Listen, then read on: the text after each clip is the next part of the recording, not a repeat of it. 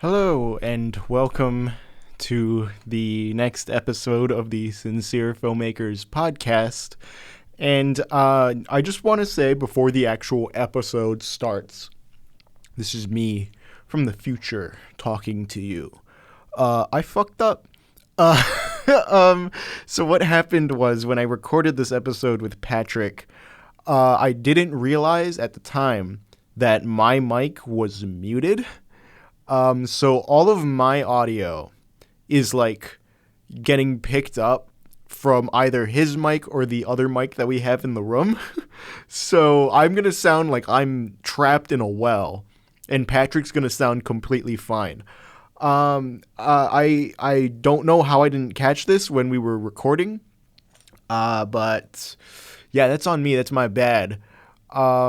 But I didn't want to just like throw this whole recording away because, you know, Patrick did take the time out to come and be on the podcast. And not only that, like I think we talked, there was a lot of interesting things we talked about in this episode that I would just hate to, you know, lose.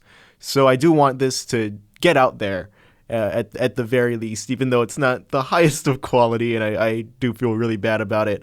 I do hope to have Patrick back on very, very soon because he's a great guest. I think he's a great guy. So yeah, thank you for deciding to stick around. If you if you decide to keep listening, then I thank you. It means a lot.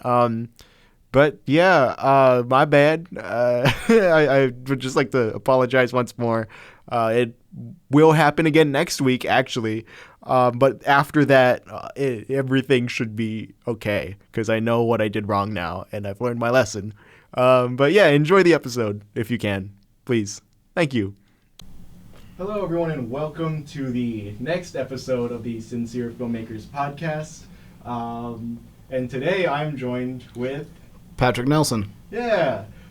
So both of us have just recently graduated from film school, about like a semester apart, I'm pretty sure. Yeah. And yeah, we were discussing a little bit before we started recording, like just post-graduation life and how it feels like so different now. Our lives just feel so different now after graduating, even though it hasn't really been that long. If you think about it, it's still like affected us kind of a lot in a strange way, for sure. Yeah, I can definitely get behind that.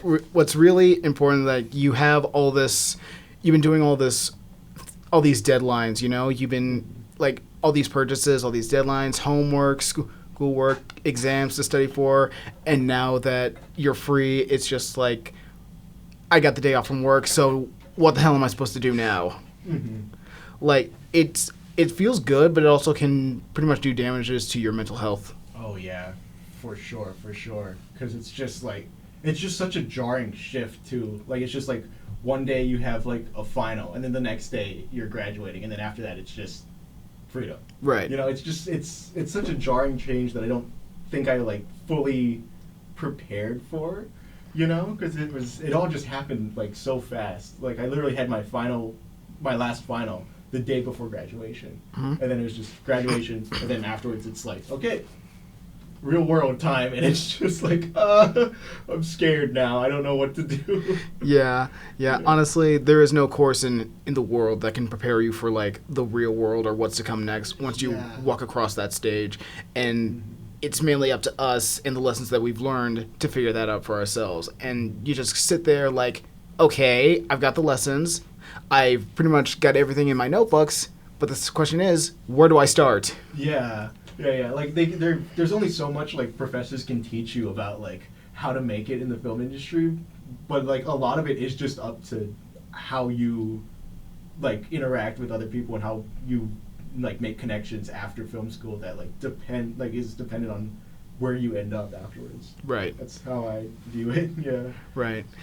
Mainly for me, I've just been like sitting around the house. I've been working. I've been trying to like focus on my own screenplay, my own crafts, mm-hmm. Just trying to keep my mind busy, refreshed, helping out on people with other projects. Yeah. Really, that's the only thing that you can do. Keep your mind busy, keep it refreshed, just from you just sitting around like it's COVID 2020 all over again, yeah. Resulting in cabin fever and just like slipping. If you get what I mean. Yeah, I was speaking to Patrick before we started recording that like, yeah, that was like literally just me yesterday, just like sitting around like unsure of what to do because it's just like I have free time now that I'm not used to having, and it's just it felt very very strange. Like it felt freeing, but not like not in like the best way. You know, because it's like I want to do something. I'm so used to like always being like working on something that just when I'm not doing anything, it's kind of it's really really strange. You know, it's just it feels like I should have something to work on,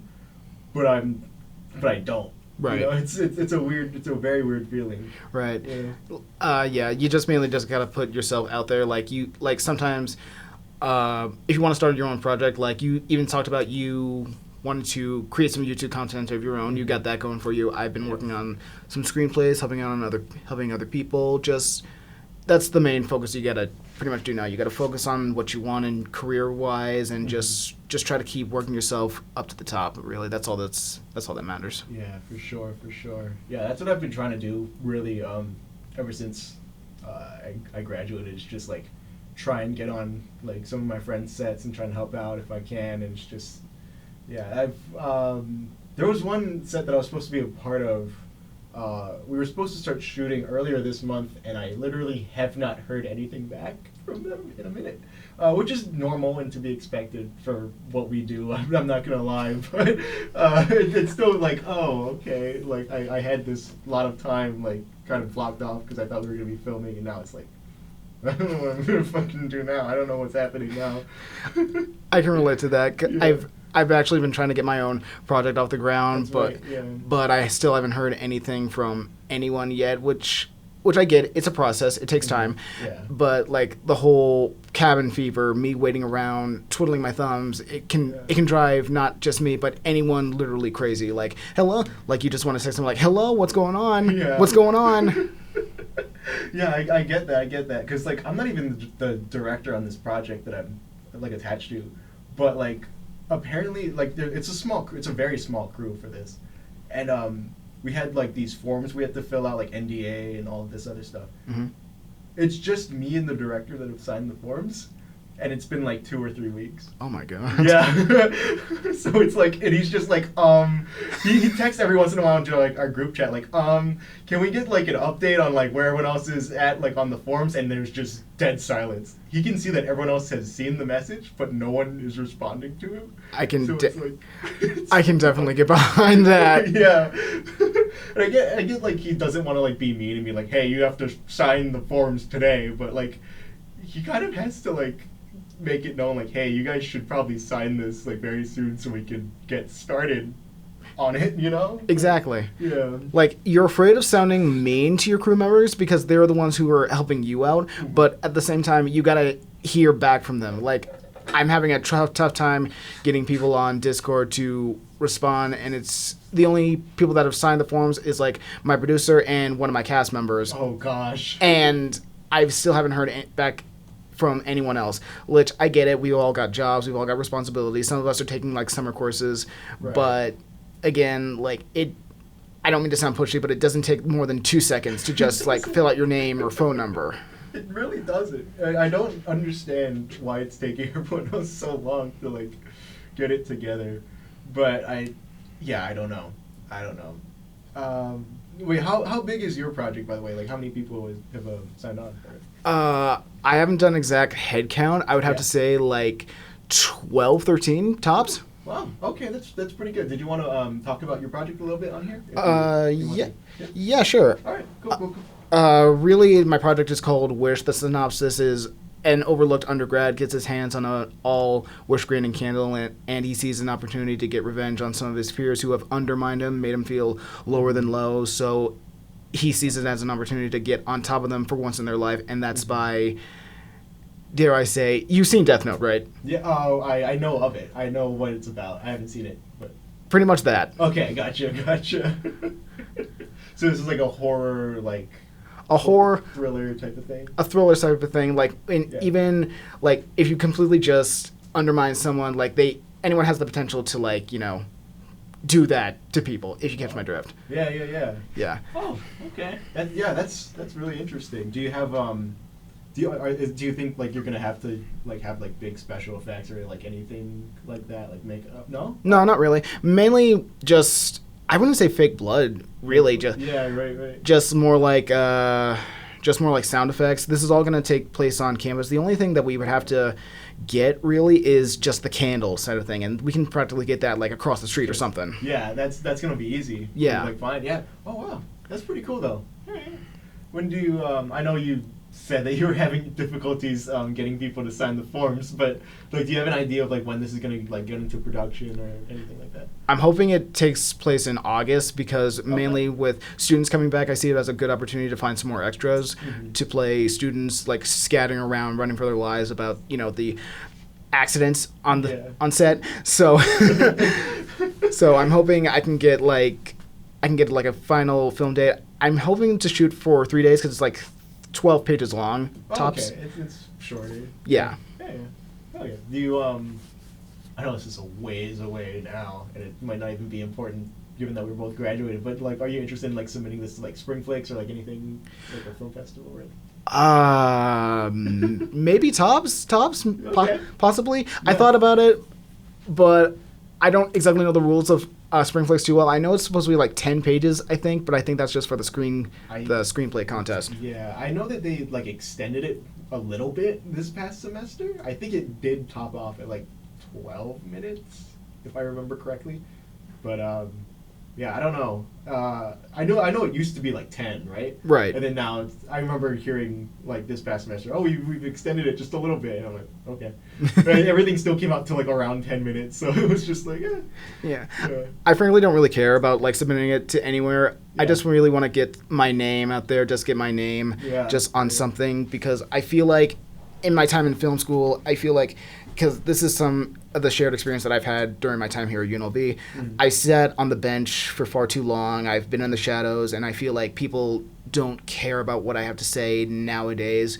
And that's when the whole mental health thing comes in place about like waiting around, being cabin fever all over again. Just like I feel like why isn't anyone responding? Is there something wrong with me? Yeah. I get that. I'm guilty of that also. I also spent like a good two-ish years of like not really being on set all that much when I was here. Granted, the first year I came was when COVID hit, so it was like kind of difficult to like meet up in person because like no one was really on campus. A lot of people were like doing remote or online learning, so it was a lot harder. But still, I think I could have done a lot more during my time here for sure. And now it's like I'm kind of doing this to like make up for lost time. It's like to try and like build connections in a different way, or try and like highlight like other people's like films and what they're passionate about. So I don't know. Exactly. And since we're both graduates, we got all this free time now, and it just helps because I've been in where you are. Just like I got into film by the time before I came here at CSN, but when COVID hit, I had to result on just my sisters and my iPhone camera, so I couldn't really do much in recording. So I just had to use the environment around me, my family, and just like, guys, I know this is hard, but you got to work with me today, unless I won't get an A. Yeah, I remember because like that's what we had to do for our production 1 class. Was like a lot of it was online. So I had, instead of like actually having like cameras to use, I had to use my fucking phone camera, and it was just, my phone is like on the older side, so the camera is not great quality, so it's just, you just have to do the best with what you got. Yeah. Yeah. Oh, it's really weird, like trying to like film things without like lights or like anything like proper filming equipment, because like when you're put like onto like an actual set where they have all those things, it's like, this is a lot nicer, but it's also like, how do you do it now? You know what I mean? Yeah. I mean, unless you do have the experience, like, because like I feel like lighting, some people will argue me on this. Yeah. It feels a little bit easier because like you just got to plug it in wherever the director needs it, wherever the vision is required. Yeah. You've also got those flags to reflect the light, reflectors. Yeah. Mm-hmm. It's pretty much as easy as it goes. For me, I wouldn't say I like natural lighting because it's a lot less of a hassle. Oh, yeah. But more like just use, like, if you feel that it's right for you and your vision, I would just say go for it. you know? For sure. Yeah, I didn't really learn how to do natural lighting when we were in school. Like that was something I had to learn like on my own, like outside of classes, and it was interesting. Like I'm not used to figuring out like what like magic hour, is that what it's called? I think so, yes. Yeah. Like I had to figure out what that was on my own and all of this other stuff, and I was just like, man, it's really like if the sun wants to cooperate with you on that day, because it's like if you have like something planned for a specific day and it just starts raining and it's cloudy, it's like, oh fuck, you know what I mean? It's like, Yeah. You know, we have to push it back like a day or two. Yeah. Well, I don't know. You can still film in the rain, but you know, it might be a different vibe than what you intended, but you know, it might actually work out in your favor. Who knows? Yeah. Yeah. Oh man, I just realized we have a window in here. Oh, sweet. Yeah. This is actually something that we mentioned the other day, which is like, this is like the only room in the library where it's like we can actually have like cell service. Oh yeah. Yeah.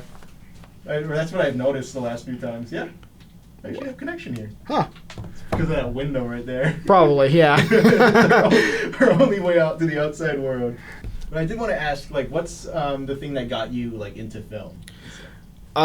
Mainly, when I was younger, I was a bit of a troubled kid. Like, I would always cause problems in school. I would always run around, like, causing a scene. And whenever I got into trouble at home, my parents would just send me right up to my room, like, just like, okay. And I wasn't very much of a bookworm back in the day when I was younger. I mainly just focused on, like, games, my toys, anime. So I just took the shows I've watched, the games I've played, and the toys that I've gotten, and I would just, like, play with them up in my room, just, like, create little scenarios, create little stories, and I just realized, and a few years earlier into my adult years after I graduated high school and been working in, like, the whole horrid retail circle for practically 4 years, I just realized, what am I going to do now? And I just remember my whole childhood experience, like, I was actually pretty good at that. Yeah. So why not make it into my job? Mm-hmm. So I just got into, like,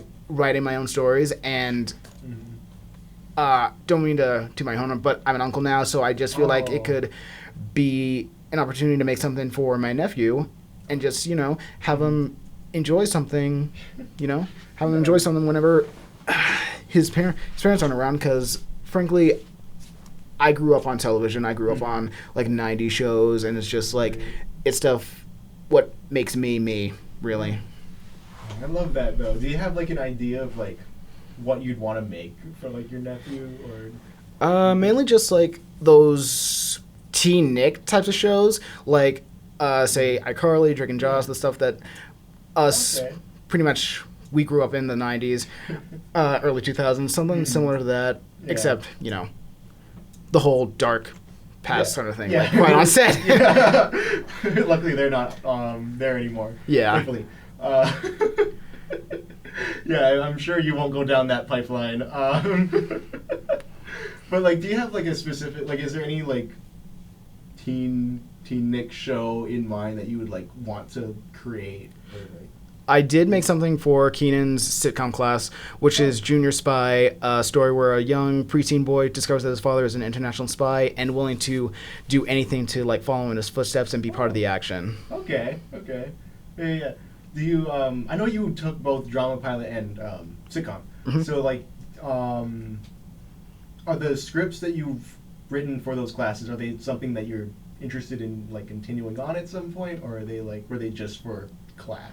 I actually do. The drama pilot hits a bit differently because I did, over these past few months, I did, like, do a few tidbits and work almost, because, like, instead of just, like, this being, like, mostly Marvel based, I've been watching episodes of Buffy pretty much. Okay. So I got the idea of, like, why not just make this kid, like, start off as a sophomore, discovering his destiny of becoming the next ninja, fighting off demons in the street, and then he goes off to college, leaving everything behind, ready to start a new leaf until his arch rival, I'm still keeping that part, by the way, where his arch rival just follows him into like, spiritually into his body, and just, like, they continue their work together because a very much greater darkness is building, and it needs him more than ever, really. Gotcha.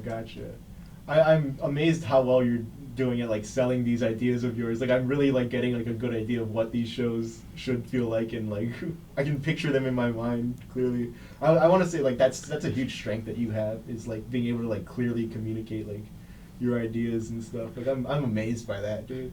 It took a few years because I'm mostly Yeah. shy. Same. Mostly. Yeah. I'm just afraid that most ideas, like I said, I've been on the bench and I haven't been able to get my ideas off the ground quite yet, but that's something I'm still trying to work on, really. Gotcha. And I feel like Wish is the best start. Mm-hmm. Yeah. This is something I was talking about on a different episode, where it was like, even though we both had to like pitch ideas like in our screenwriting classes, like I still don't feel like I'm ready to like actually pitch in front of like an actual room of like executives or anything like that. Like that's still like terrifying to me. It is terrifying because Yeah. it is different for like your colleagues, classmates, and it's different than just like random people that you just met like at a coffee shop. Yeah. Like that's horrible. Like even trying to like sell myself on like who I am, that's scary to me too. You know, not just like my ideas, but it's like how do I talk to people? Like, Right. That's what I'm trying to figure out. Right. And I think the fear mainly comes from like not the fear of them. No, not the fear that they say that they don't like it, the fact that they just say flat out no, like pass. Yeah, for sure. And sorry, go ahead. No. I was just gonna say like I want them to be honest. You know what I mean? Like the worst thing the worst thing is like they're not honest, and they like just try to be nice. Where I'm like, but at the same time, like there's a difference between like being honest and just straight up being mean. Right. You know, so it's like I don't know. Like I'm afraid they're gonna lean too much into like the mean side, and then like I get where they're coming from, but it's still like Yeah. You know, yeah. Well, they are executives, so push comes to shove, they're gonna go right to the mean side, like pass. Like, Yeah. And I bet like they hear like a bunch of ideas like every day. They're probably just like tired. Right. Just, like tired of like just hearing anything. So it's there's you kind of want to make something that's gonna stand out in their mind. So like even if they do say no, like they're still like thinking about like you as a writer and like your idea. Like that's an interesting idea, even though I passed on it. So, yeah. Yeah.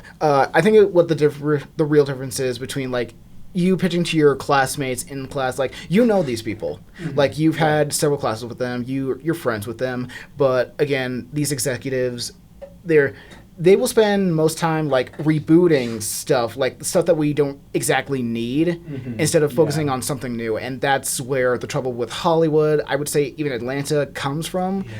Like they just figure like instead of like getting something new, let's refresh something. Let's make it an all new idea. Yeah. And push comes to shove, it doesn't work. Yeah. Like I can't even think of like 5 remakes that they've done in like the past few, like Disney has done in like the past few years that have like actually I thought were in like an improvement over the original one. You know what I mean? Like it's just like I get they make a lot of money, and it's like a safe bet to like make them if you want to like get $1 billion at the box office, but at the same time, if it's not really adding much to the original, like is it really all that worth it? I don't know. Exactly. Yeah. I think they're just afraid of like change, Oh yeah. most likely. That's probably a huge part of it. Yeah. Not gonna lie. Yeah. Because what was the other one they just came out with? Wish. Like I know that didn't do very well. Yeah. Yeah. Same thing with Elemental. Yeah. That one, I actually really liked Elemental. Me too. Yeah. Me too. It is kind of sad that 2 elements have a better love story than I do. So. But yeah, at least no, actually, even though I really enjoyed Inside Out too, like the fact that did really well, I'm hoping that I think that they might take the wrong lessons from that. Mm-hmm. You know, like they might be like, oh, we got to stop doing like original ideas like Elemental and focus only on sequels, when it's like that's not really it. Like that's Right. not really the lesson. But I don't know. Right. Like, I mean, you can change the formula just a little bit. Just keep the same, what's the word I'm looking for? Same properties, I would have to say. Yeah. You need to like have the heart of the original. You know what I mean? Like, and find a way to like incorporate it into this new thing that you're making if you are going to be rebooting something. Mm-hmm. Like, take all these medical shows like Chicago MD, Chicago Fire, 911. Like, you can still, like, reboot that with a I would have to say whole different cast. Just keep the same properties in there. Like, keep the whole, like, don't focus so much on the jobs, but, like, their lives outside of them. That's what I'm saying, man. That's what I'm saying. That's I know this isn't a reboot or like a remake or anything like that, but that's like one of the main reasons why I was like so into The Bear.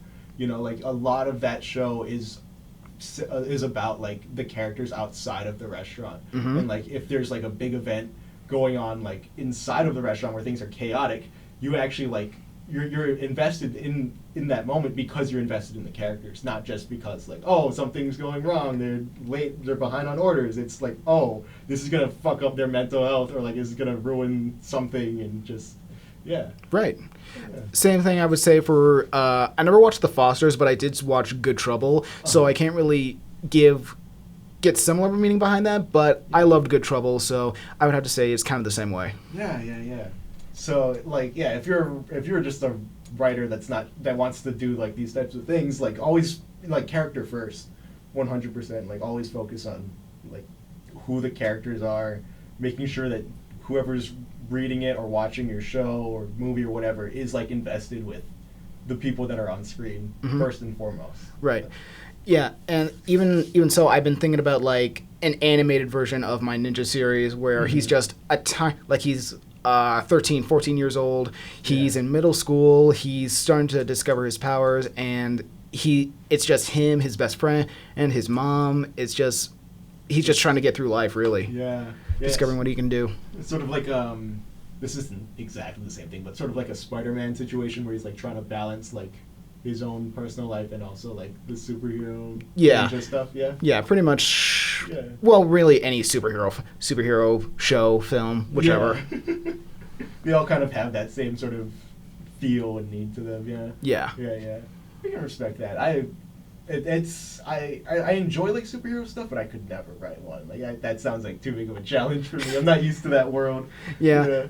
I did want to pitch this idea to Marvel, but again, I don't think this would be more like a superhero kind of thing, but more like a paranormal FX type of show. Like, like people getting possessed, like different types of monsters, demons, like people having access to dark magic, and there's this one kid that's just slowing everything down to prevent the great apocalypse from happening, just coming from one of his own, mainly just like an FX series starting like season 1 to say 8 or 9 in his college years. So. Oh, okay. This is something else that I just thought of right now. It's like, do you think about like the lore of your shows like before you start writing it? Like, do you think about like where everything is going to lead to by like a few seasons from the pilot episode, or are you just like one episode at a time? I would say I focus more on the lore. Yeah. Okay. I would just say like, because I did think of this scenario this morning where. A synopsis for an episode. It's prom night for him and his friends. Like, he's stuck in the hotel room because it's a trap for his mentor, where it's finally time for I call the Demon King Dubai, by the way, for Dubai to be free, and he can't get anywhere near him because again, he's trapped in the hotel room. So from just one little piece of rock, he's able to manipulate it, encase him. So nothing is stopping him from the ceremony. And I've also created 2 others based on real crime story criminals that I've read about too. Yeah. Do you want to say what those are, or like? Are they still alive? Yeah, they are. They are. Chris Watson, Jodi Arias. Oh, I don't know who these guys are. Yeah, I won't say anything much because I feel like. I don't want to give anyone like chills or anything, but those 2 are the most spine-chilling crime stories I've ever heard of. So I just use their names just for that purpose. Yeah. Kind of fits. So yeah, I'm gonna look this up afterwards. I want to know what happened. I'm curious. Yeah. Man, are you like into like true crime stuff like that? Or? I actually am. I am a little bit. I've watched a lot of Law and Order. I've watched a lot of. I wouldn't say Chicago PD, but mostly Law and Order SVU. I haven't gotten into Criminal Intent though. Yeah. Yeah, it just felt like it kind of got a little bit boring, I would have to say. Like, I can't explain it. Yeah, not your thing, really. Is that? I mean, that's a valid reason. Yeah. Yeah. But yeah, I was never like super into like true crime stuff. Like I found it fascinating, but like I don't know, like it's kind of scary. You know, it kind of terrifies me. So I'm like, It is, but again, from like a writer's perspective, you want to know what happened, really. Right. Yeah, like all these Lifetime ripped from the headlines movies. I watched a bunch of those. They're mainly good because like you hear about it on the news, and when they actually make a movie about it, it's like, oh man. Yeah. Like you're physically experiencing it firsthand, and that's what I like about them. Yeah. It's yeah. I feel like if a filmmaker can like do a good job of like building off of like a true experience like that and make it like not seem disrespectful to like the people involved, like that's something that like deserves praise, you know what I mean? Right. It's just I agree. That's crazy to think about. Yeah, I'm afraid I would go too far into like fan fiction territory where it's just like it goes like way past like what actually happened. It's just like I'm afraid it's like this is too boring. I have to add more things to here. It's just like Yeah. Yeah. That's like the one thing like I'm thinking about like was The Conjuring, did they try and advertise that as being like based off of a true story or anything like that? Because I know the two people were real. Yeah. Yeah. They did have a museum, like the whole Annabelle franchise, right? Yeah. Yeah, I honestly don't know what the actual doll did, and frankly, I don't want to. Yeah, same, man. But they've got like a whole bunch of objects and artifacts like relating to demonology, and it's just like you can all see that in the Conjuring movies. Right. Mainly it's just I like the Annabelle versions better a little bit because I don't know why. It's just mainly just like it's focusing on that one doll. I don't know why, instead of like all those artifacts, because if anything there's going to be a bunch of movies, I can tell. Oh yeah. That's like a franchise they can just keep going with until like the end of time. Like, right. There's always going to be new haunted objects that people are going to find and just Right. Have you ever been to the haunted museum, the Zach Baggins haunted museum? Or I have not. I have. I haven't either. But it's like, I want to know like if those things are like actually haunted. You know, like when people say the words haunted like item, I'm just like my brain immediately goes like, are you sure? Like, or is it just like is there like an open window or somewhere or whatever? Because I do remember my sister telling me one time that she and her boyfriend did stay in like a haunted hotel room, and it was like the door closed right behind me, and I swear I didn't close it. Like, are you sure there wasn't a window open or anything like that, or you had a memory lapse?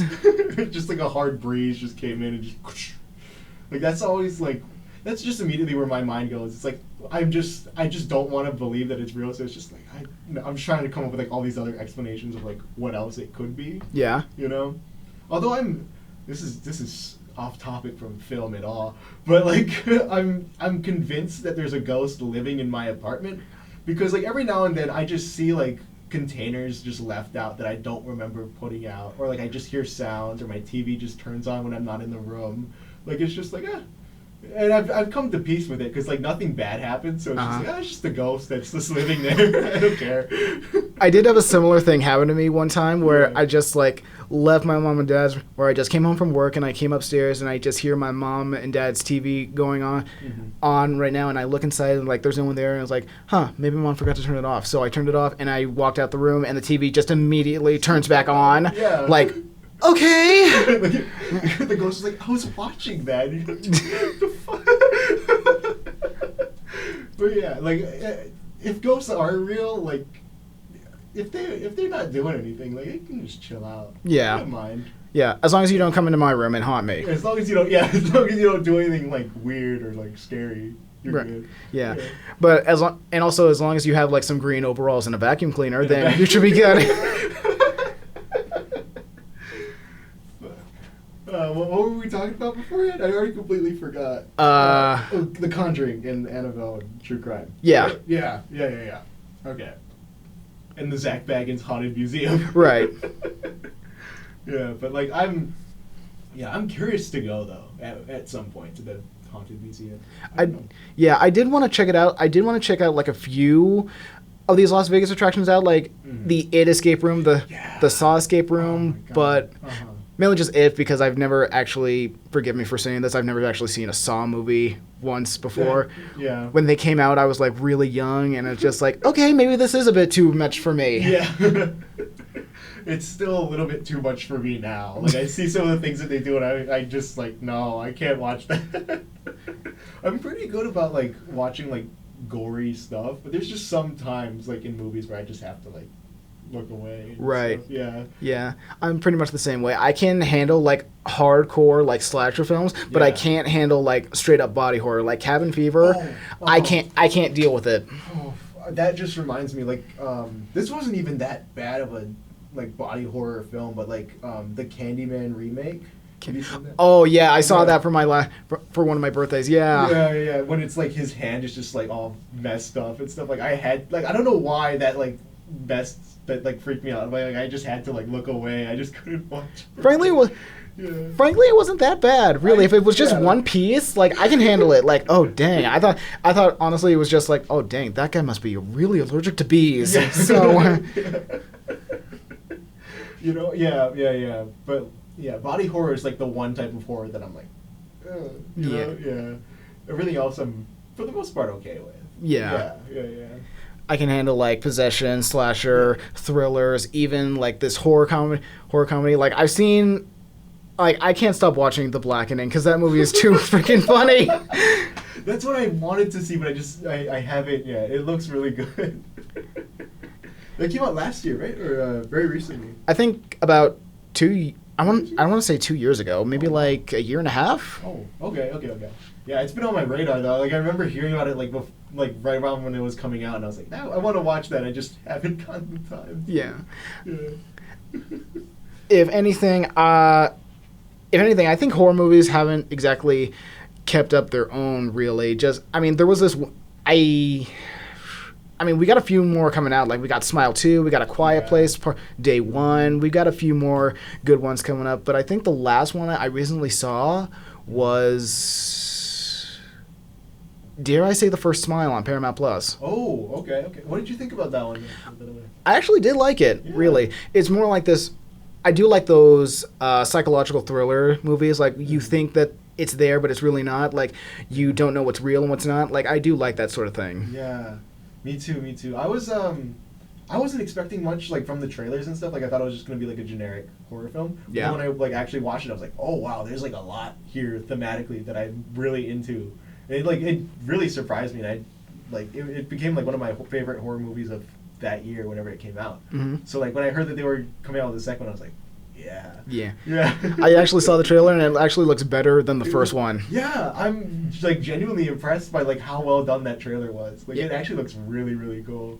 I'm not gonna lie. Yeah. And that's also like spoilers for the Smile 2 trailer if anyone cares. But if you care, then cover your ears. Cover your ears, or like go pause the video and go watch the trailer real quick and then come back. It's like a minute and a half long. It's not that long. But I do think like having it focused on like a celebrity, that's a very interesting like direction to take, because like you can deal with like the mental health of like what fame does to you, and like that might destroy your own like mental state and all of that. Yeah, and if anything, in the first one, I found it pretty ironic that it was dealing with a therapist. Like, wow, now look who's got mental issues. But yeah, I do like that kind of thing, because like celebrities, you see these celebrities nowadays, like they've got all their kind of problems, their drug addictions, and just like it fits perfectly. I agree with you 100%. Mm-hmm. This is one of those horror franchises that I can see lasting a long time, and I think if they play their cards right and don't like just make it about the monster, but keep it still about like mental health issues and all of that, I can see this like being like one of the longest lasting, really good horror franchises. You know what I mean? Mm-hmm. Like in fact, dare I say, because I don't know when this year this version will take place, but it looks like back in like the early days where MTV was actually, kind of popular. Yeah. But for Smile 3, I can actually see it occurring like the first person to experience it, like the Yeah. first person to experience that first smile, like where it all started from. Yeah. I want to know, because like the first one was like kind of modern day, right? Like it was still relatively like it still was set like in like the 2010s ish, I want to say. Yeah. Yeah, and like that would be interesting to like just go back in time to like the 90s or 80s or 70s, Mhm. like that time period before like technology, social media, and all of that stuff, and sort of explore mental health from that era. Right. You know, like that'd be interesting. And I think even like you could even do one like set during COVID, like during like the lockdowns and stuff. I feel like that would be interesting too. How that would, you know, Yeah. destroy. Yeah. I did actually want to feel like writing a movie about something like that, like where it Yeah. deals with how cabin fever can just pretty much change your life, really affect your mental health, and just something combined with those two, like how mental health is very important, how cabin fever can actually deteriorate it, make you see things for you weren't there. Like, for example, have you seen Last Shift? Last Shift. I have not. What is that one about? I believe it's about this. I think it took place in a police department. I could be wrong. Or it could have been a hospital. I don't remember. But it mainly takes this place about a woman who's like working over hours, and she's seeing like things that aren't there. It's like it's this horror thriller kind of thing. Like, I don't remember it well because I only saw it once, and it was like a few years back. Oh, okay. But I do remember. But I won't spoil anything for you, especially the ending. So Okay, cool. all I ask is for you to check it out, really. Okay, yeah, we'll do. It's called Last Shift. Yes. Okay, yeah. I'm adding that to my list right now. Sweet. Yeah. But yeah, I'm always looking for new things to watch. So like I always appreciate, you know, just new movies that I haven't heard of that sound interesting to me. So, Same. yeah, thanks. No problem. Yeah. Especially since I'm trying to do that movie a day thing, even though I didn't do that last month. And I haven't done it this month either. But it's okay. I've been having a difficult time trying to find like some good quality movies to watch. Mhm. Like, I like different kinds of movies. I like all movies, but so far I haven't been able to find one that actually grabs my attention. Boring, Yeah. boring. Hey, no. Yeah. That's how I am, like, just scrolling through, like, Amazon Prime or, like, Netflix or something. Mm-hmm. It's just, like, no.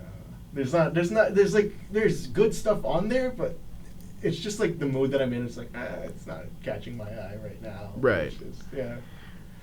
I don't know. Yeah, frankly, I need to find something pretty quick because honestly, I feel like I'm losing ideas because I do have like Yeah. one more in the back of my mind, Mhm. just mainly about the hero's arch rival and his mentor once again in their early days. Mm-hmm. Yeah.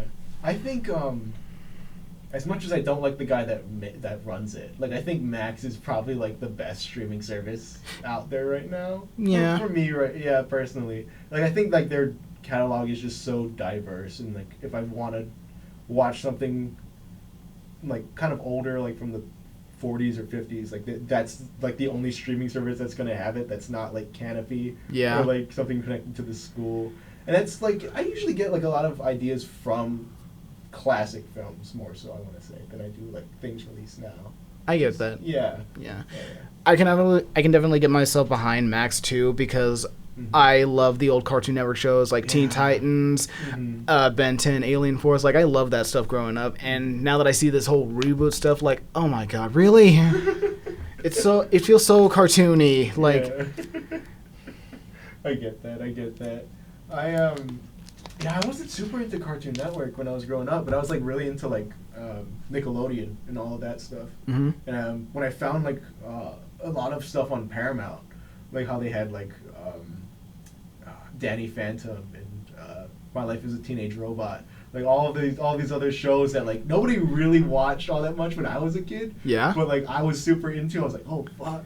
Like that, it was like a gold mine for me. Just like finally having Paramount, and, like getting the chance to revisit all of that stuff, and it's like, wow, this holds up, and it like made me want to like start writing again because it's like it reminded me of like just my childhood and like the imagination I would have, like coming up with my own stories and episodes for these characters. Yeah.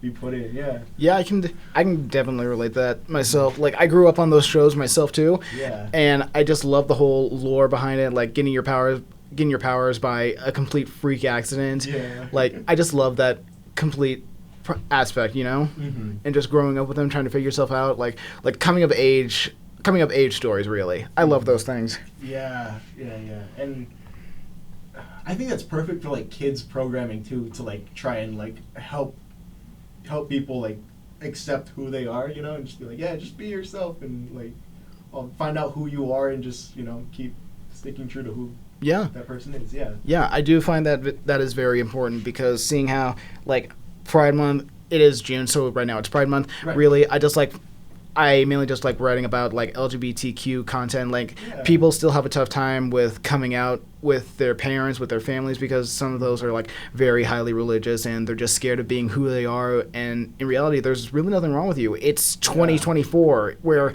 it's practically okay. It's legal. Yeah.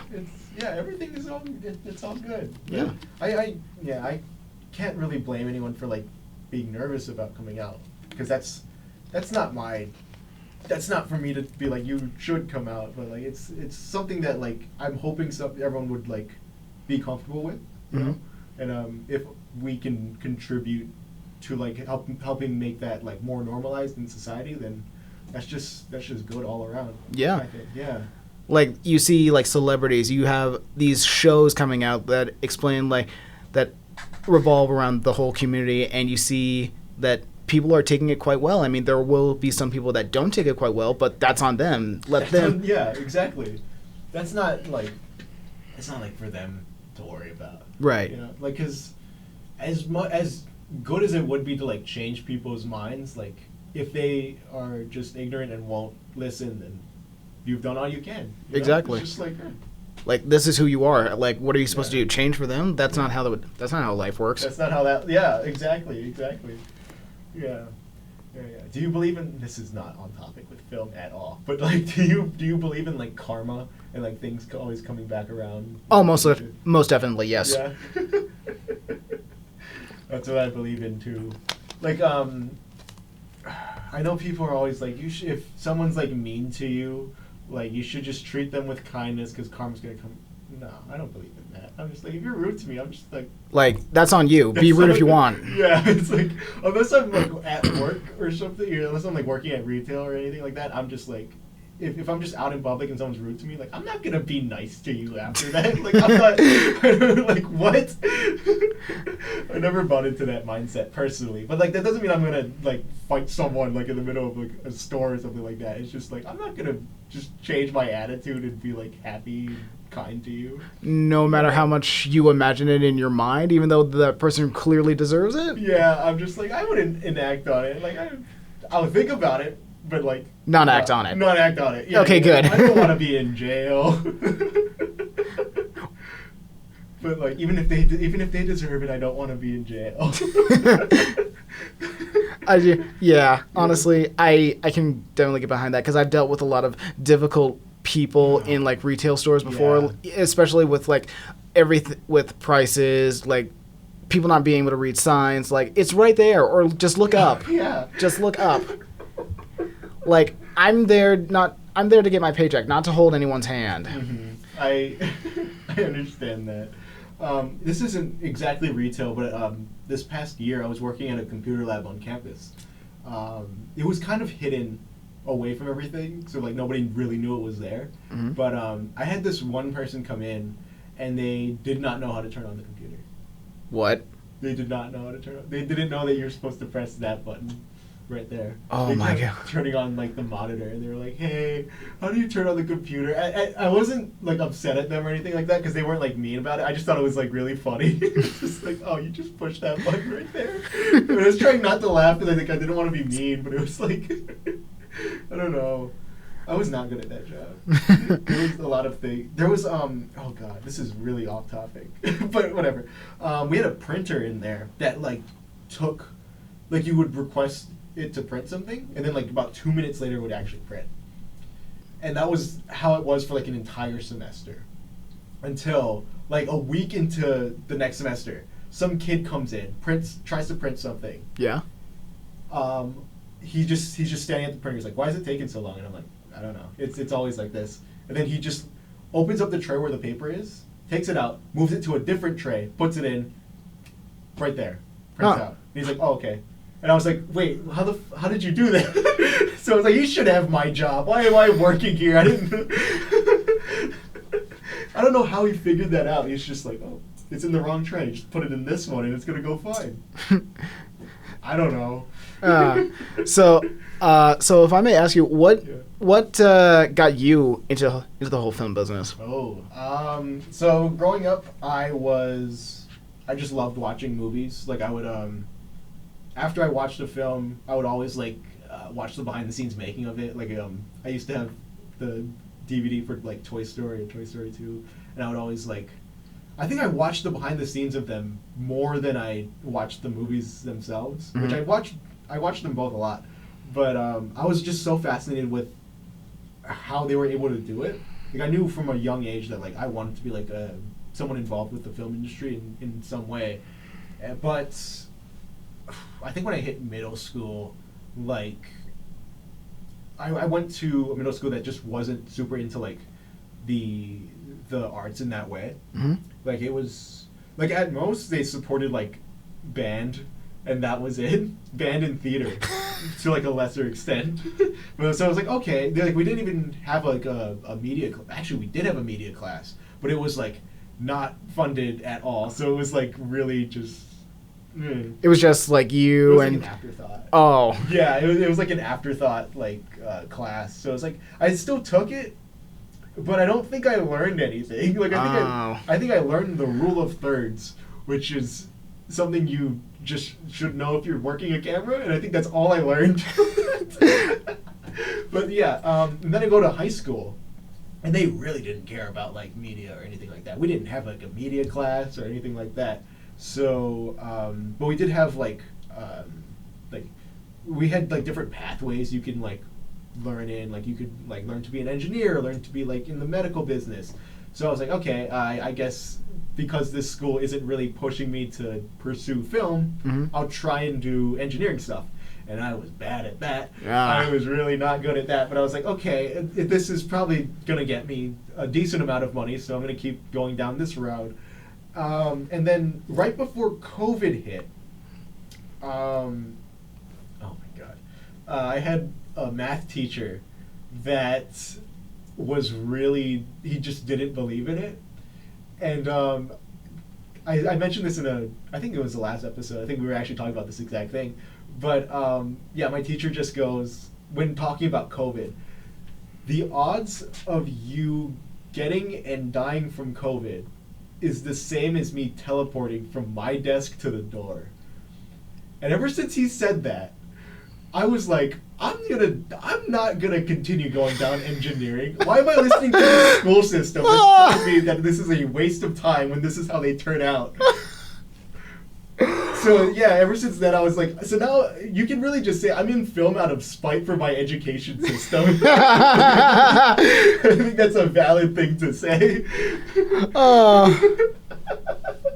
But yeah, that quote is like that's my main driving force for like sticking with it, because it's like I almost ended up going down that path.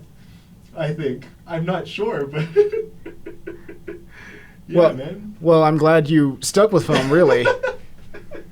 Yeah, me too. I think I made the right call. But yeah, every now and then I think about like what it would be like if I was still like pursuing engineering or something like that, and I would not be good at that at all.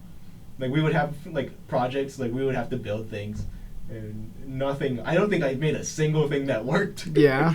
So it was just I like, at least with film, like I know what I'm doing. With engineering, it's like, right. I don't know. Right.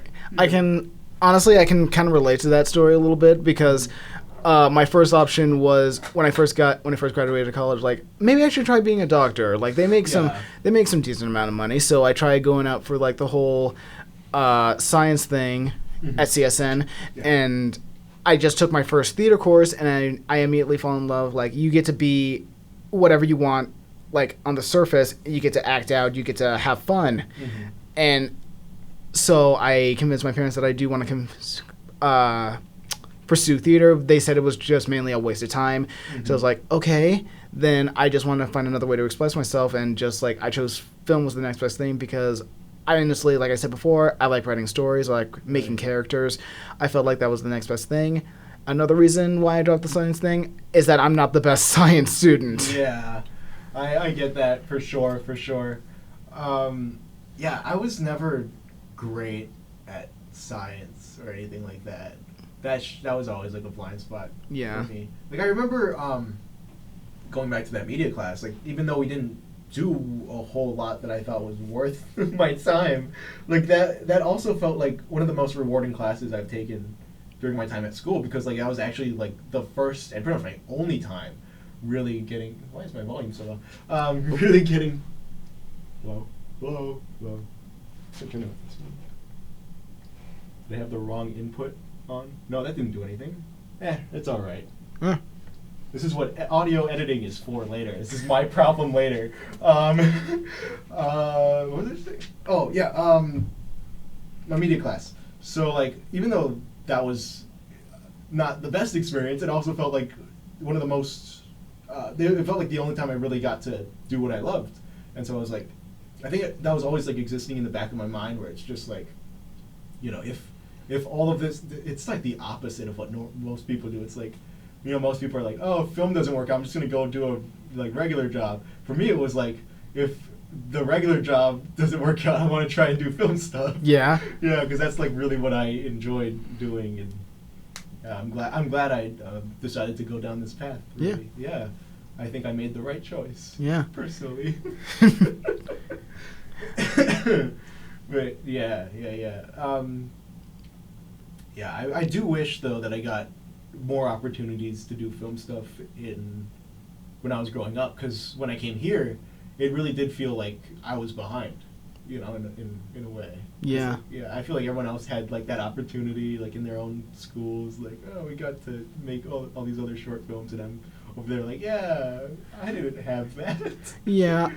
Honestly, to tell you the truth, during that time of that very beginning of COVID, the pandemic thing, I feel like everyone got left behind in that sort of in that statement, mainly because you couldn't go outside, you couldn't meet with your peers, everything was online. Like, I feel like as film students, as a film community, I feel like we've all just like slouched behind, and it's not really our fault. For sure, it is just like the circumstances of the world and what happened really that kind of changed everything. I just keep thinking back to online classes and stuff. Like I find it wild that someone can graduate from this film school and just take all online classes, right, without like actually being on set. Like, that's insane to me to think about. Yeah. It does surprise me that like everything, like with the whole being online thing, it stuck with us really. Yeah. Which I wouldn't say it ruined everything, but because it definitely did make it definitely was convenient, but I would say more or less it kind of slowed us down a little bit on people's skills, I would have to say. Yeah, for sure. Like, it's like this program is just so built on like making connections and like having friends and like working with other people that like I don't think you can really get that from an online class. And I think when you're trying to move from like just being all online to like actually being in a room with other people, like you might not be fully equipped to, you know, properly interact with everyone else. Exactly. Yeah. And I definitely did feel like that when I had my first Production 1 class for the first couple weeks. My Production 1 class was small because it was still like during the height of COVID. Like, I'm talking like there was only 6 of us in there. Oh, wow. So it was just, it wasn't like, you know, I'm guessing when you took Production 1 it was like bigger than that. I believe so, yeah. I don't really remember much from the early days. Yeah, that makes sense. But for us, it was, I know that normally everyone has like different groups, like they all group off, and like, everyone else like helps do crew if they're not on that specific group. For us, it was just one group. it was always just like, this is the group. This is because there's only 6 of us. There's no point in like splitting you guys off. It's just all of you guys. And yeah, that was interesting because like it really did feel like we were kind of building a community in that own class. Mm-hmm. Even though I think only 2 of us graduated from then. I think like everyone else either transferred schools or dropped off or like switched majors or something. Oh, wow. Yeah, but like getting a chance to like work in that environment and like really build a small community in that way was really helpful for like me early on.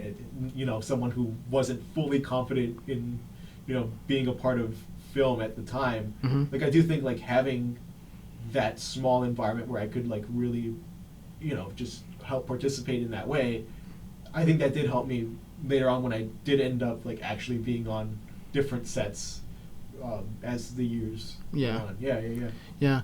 I can definitely get behind that, and I can going back to your statement, like how you wish things would be different. Like sometimes I do think back, like I wish things could be different. Like I really just came out of my shell on like the first day I came out here. Like I was willing to help out. I was willing to lend a hand, and now instead of just like being on the park bench like all the time and preferring to stay in my shell and staying inside, I just feel like man, what did I do to myself? Like I can only blame myself for that. Like if I think back, could I have made more connections? Could I have made more friends? Could I have actually gotten a lot more projects done with my name on it if I just took a chance? Really, that's some real stuff I gotta think about.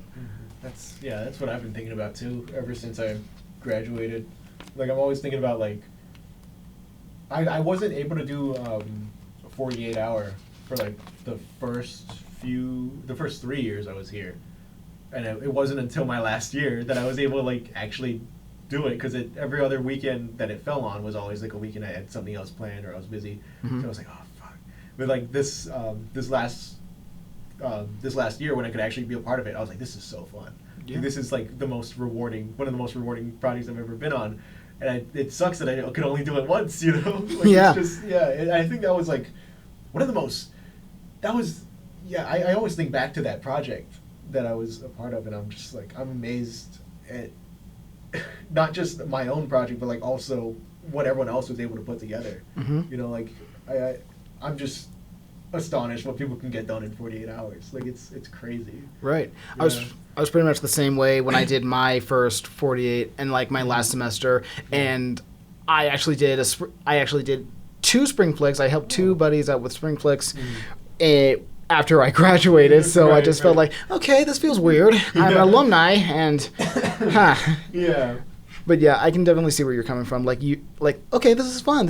I miss this. Like, and you just think back, like if this is what it was like, I wonder what it was like if I actually did put myself out there, if I did go down to that event, if I didn't have to work that day.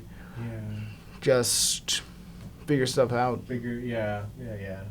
I'm always thinking like, should I have just like skipped some other things to do more film stuff? Like I don't know. Like I don't know. Yeah. Me too. But I try not to think about that too much, because it's like, you can't really change anything now. You can only like look ahead, but it's still something you gotta think. Something I think about every now and then. Film is weird. It is weird. It's complicated, and honestly, I would have to say so are the people, so to speak. A few people, really. That's something I noticed is like I'm not going to speak for you on this, but like I haven't really met anyone in the film program that I've like had beef with. There's no one that I've met personally that I've like, I fucking hate you. I'm not, like I said, I'm not going to speak for you because like I don't know what your experiences have been, but personally for me, like everyone that I've met has been relatively chill. Yeah. If you want to start beef with someone, you can say it, but I'm not going to. I have had beef before with with a few people in the film program, but again, one of them I got past, and now we're good. So I got over it. We're good. We're good now. But good. Other people, it's just. It's now I do want to cry, but like it's is it because of like them not responding to like some certain things, or is it like not meeting deadlines, or Not mainly, just like they never get. That's another thing I wanted to bring up. They never took the time to get to know me. Like sometimes, like I do remember this one time. Like I came to Meme. I was in Meme's production 1 course. I walked into the back room and just like there were 2 girls talking. I just walked into the room and it just got silent as soon as I walked in. Like, okay, like I'm just here to drop off my stuff. Like, like it just got bad. Like, and most people couldn't really remember my name, and it really got to my skin. Right. And I just like, okay, maybe I should have done more with myself. And I'm just looking back at myself, like asking myself, maybe I should have done more. Maybe I should have put my name out there, and maybe things would have been different, you know? Yeah, I can understand that for sure. Yeah, even though I personally haven't had that situation, I can definitely see something like that happening to me as well. Mm-hmm. Like I wasn't really super out there in my first couple years. Of course, COVID played a part in that, but that's not fully an excuse. But still, yeah, right. It's like, I don't know how many people in the film program even knew I existed when I graduated. You know, like that's something to think about. Yeah. Like, it's just, yeah. I don't know. But if you look on the bright side of things, we did manage to make a few friends along the way. Yeah. Like I befriended Kyle, Chris, and Angel, and they pretty much like they had my back throughout. I believe they had my back throughout the entire 2 years I've been here. Yeah. So that's good. I also want to say, like, I haven't had any bad experiences with like any of the film professors here. Like they were all pretty good for what I remember. Yeah. I don't want to speak for you or anything. Yeah. I mean, I did. They were all pretty good. They did have their problems, though. I won't dig in too deep into it, yeah. But yeah, just mainly stuff like that. Yeah. But I had a friend of mine on a couple weeks ago that discuss like how they went to SCAD, which is like the Savannah College of Arts and Design or something like that, mm-hmm. And all the professors were just fucking awful. Oh, really? Just terrible. So when he came here, he was like, "Oh, this is so much better. Like the professors actually care about me." So I always thought about that ever since. It's just like, man, we kind of lucked out with who we have on our staff. Yeah. Yeah.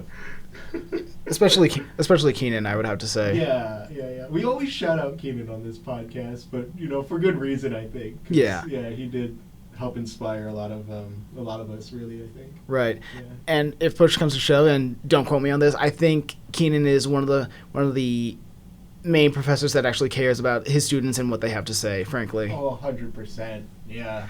He's like one of those professors where I felt like I could talk to about almost anything, really. Yeah. Yeah.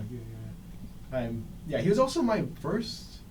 Yeah, he was my Film 100 professor. Oh. Yeah, so it's kind of like, I've had him for my entire time here. Yeah. Interesting. Yeah. Same goes for me too. I think so. Yeah. Yeah.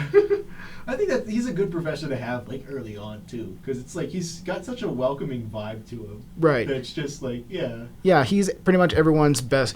He's everyone's friend. Like you just wanna, talk to him. Just like you want to get to know him better. Like I like that about him. Mm-hmm. Yeah, me too. I mean, like this is not related to film, really, but I've had not beef, but I wasn't always thrilled with like some of the professors for some of my other classes that weren't film related. Mm-hmm. But like whenever I got like to like Keenan's class or Professor Menendez's class, like it was always like I knew I could have those classes and feel okay. Mm-hmm. Like I wouldn't be upset at them for anything. Like it would just. It was like I'm home, Right. And like if I go to like these other classes where the professors like piss me off or something, it's just like I just gotta one more day until I get to a much better class. Then I just gotta go and wait. That's another. This is my mind is just going all over the place today. I'm sorry. No, you're good. You're good. I just remember like hearing people complain like, "Oh, this class is so long," and it's like an hour and 15 class, and I'm like, "How is that long?" How is that like us in film classes that are like 3 hours long? Like, plus we get breaks in between. Breaks, yeah. Like ever since then, like whenever somebody says, "Oh, this is such a long class, hour and 15," I'm like, "Oh, you're so lucky you think this is long." Well, if they think that's long, I do have a question for them. Have they ever worked like a 8-hour shift? 8-hour shift. Yeah, exactly. That. To be fair, I haven't because I've only had campus jobs. Mm-hmm. But that sounds fucking awful. 8-hour shifts. It goes faster if you think, especially if you work in the back room. So, but yeah. But there you go. But yeah, back to the film professors. I did sense, like, don't quote me on this again. Okay. I did sense like a whiff of favoritism around here in these past 2 years. Oh, 100%. I do think. Actually, no, I'm not gonna call out anyone. Oh, my brain was like immediately like, I'm gonna call out someone. No, I'm not. But I do get that vibe. I do think that's. I think a lot of it comes from just talking to the professors, though. Like, I don't know. Like, I do think a lot of students like did take the time to get to know the professors a little bit better than everyone else. But I don't want to. Yeah, I don't know. I honestly do believe, like, I believe that those students are talented. I really do. Yeah. But it's mainly just like, it's not giving the students who have a voice, who already have a voice heard. You're not giving the students who want to make their voices heard a chance. Like, you know. Yeah. Like, I did try to submit my script to, like, the whole screenplay twice at that spring celebration, and I practically lost it 2 years in a row. So, same. Yeah, I get that. Yeah. So I saw an opportunity for a third time. In fact, Dr. A, since I graduated, Dr. A invited me to come out there, and I was just like, no. Plus, I didn't have anything under my belt, so I didn't even, except for those 2 spring flicks, so I didn't really bother coming out there myself, except just to get a hat. So, but yeah, it's just mainly the whole, like, letting the students that have their voices heard still be heard, but it's like overlooking the students that have something, anything, but they're not being seen, if you catch my drift. Yeah. Man,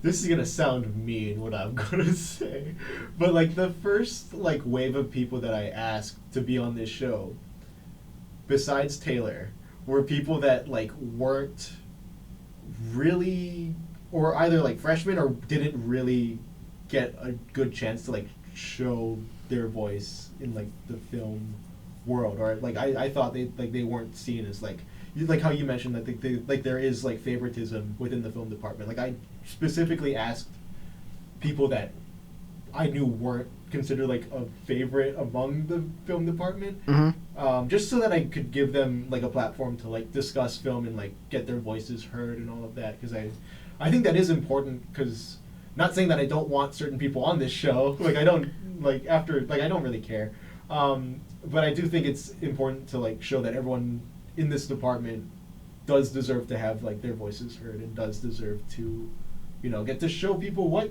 they got. Right. Yeah. Like my buddy, like shout out to my good friend Brandon. Like he's a very good artist. Really, I've seen some of his work, and I feel like he can really get his chance to shine. Like I believe that, and I hope he gets his chance to shine. Yeah. Like he does have a spring flicks, I believe he told me about. I don't have all the details yet, but I do hope that he makes it sometime in the future, and I'd be happy to help him out, because he's my friend and I want to see all my friends succeed. I just don't want myself, like they always say in this industry, like every man for himself. I don't believe that. I don't believe that at all. Yeah. I believe that all my friends deserve the chance to shine. I believe we all just like deserve to be on top of the world, and just like and if I do get that chance, I'd invite them to come up, because I didn't do it alone. Exactly. That's absurd to me, to like for someone to say like this industry is like you have to make it on your own. No, you don't. No, you don't. That's such a selfish way to like look at it. Right. Like yeah. Like you don't get here from just doing things yourself. Right. I don't think anyone has made it in the film industry by doing it themselves. Exactly. Yeah. Look at Martin Scorsese, Jake Gyllenhaal, like some of these guys, some of these famous directors and actors, they've had friends for like years, and they've all done this exact same thing. Yeah. Like I always think of you know who Sam Raimi is, right? Yeah. Of course I do. Yeah, he always puts Bruce Campbell in. Yeah. Yeah. Like that's like their friendship, like they were friends before they even did like Evil Dead or like anything like that. And so like the fact that they still like collaborate with each other all these years later, it's like like how can you look at that and be like, no, I don't want something like that. You want to have like your buddies always in your films like that. I think. Yeah. I would want that. I don't know. I would want that as well. Yeah. What was I gonna?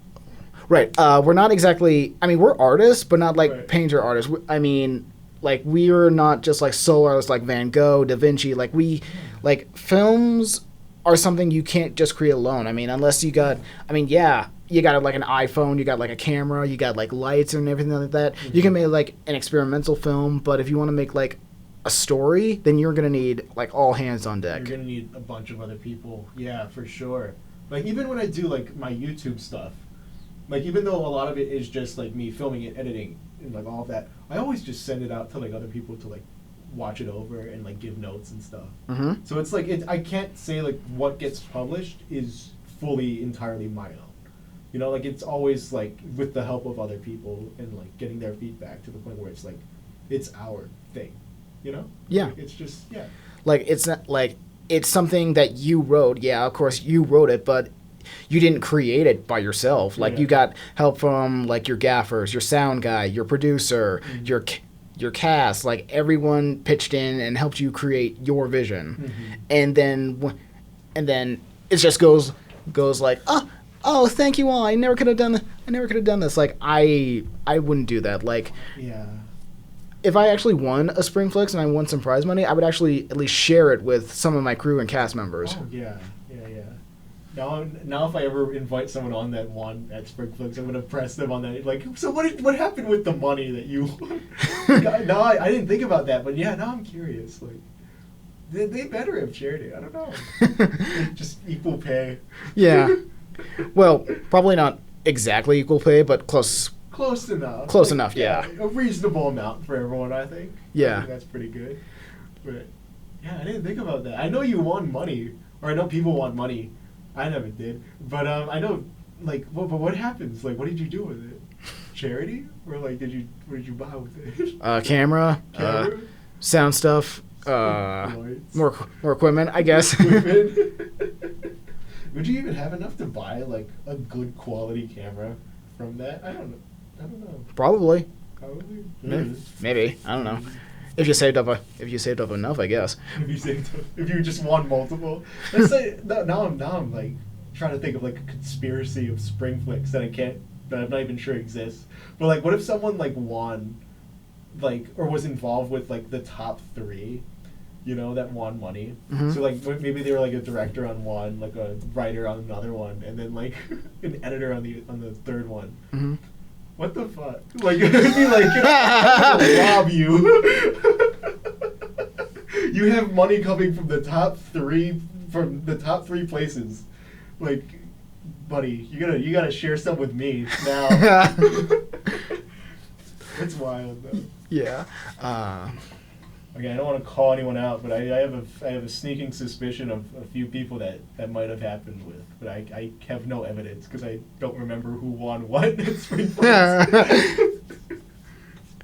But yeah, honestly, again, I do want to see like most of my friends succeed. Yeah. I just want to see them like do their best. Like it's not just the world just doesn't evolve around the person behind the script. Really, that's what I'll say. Yeah.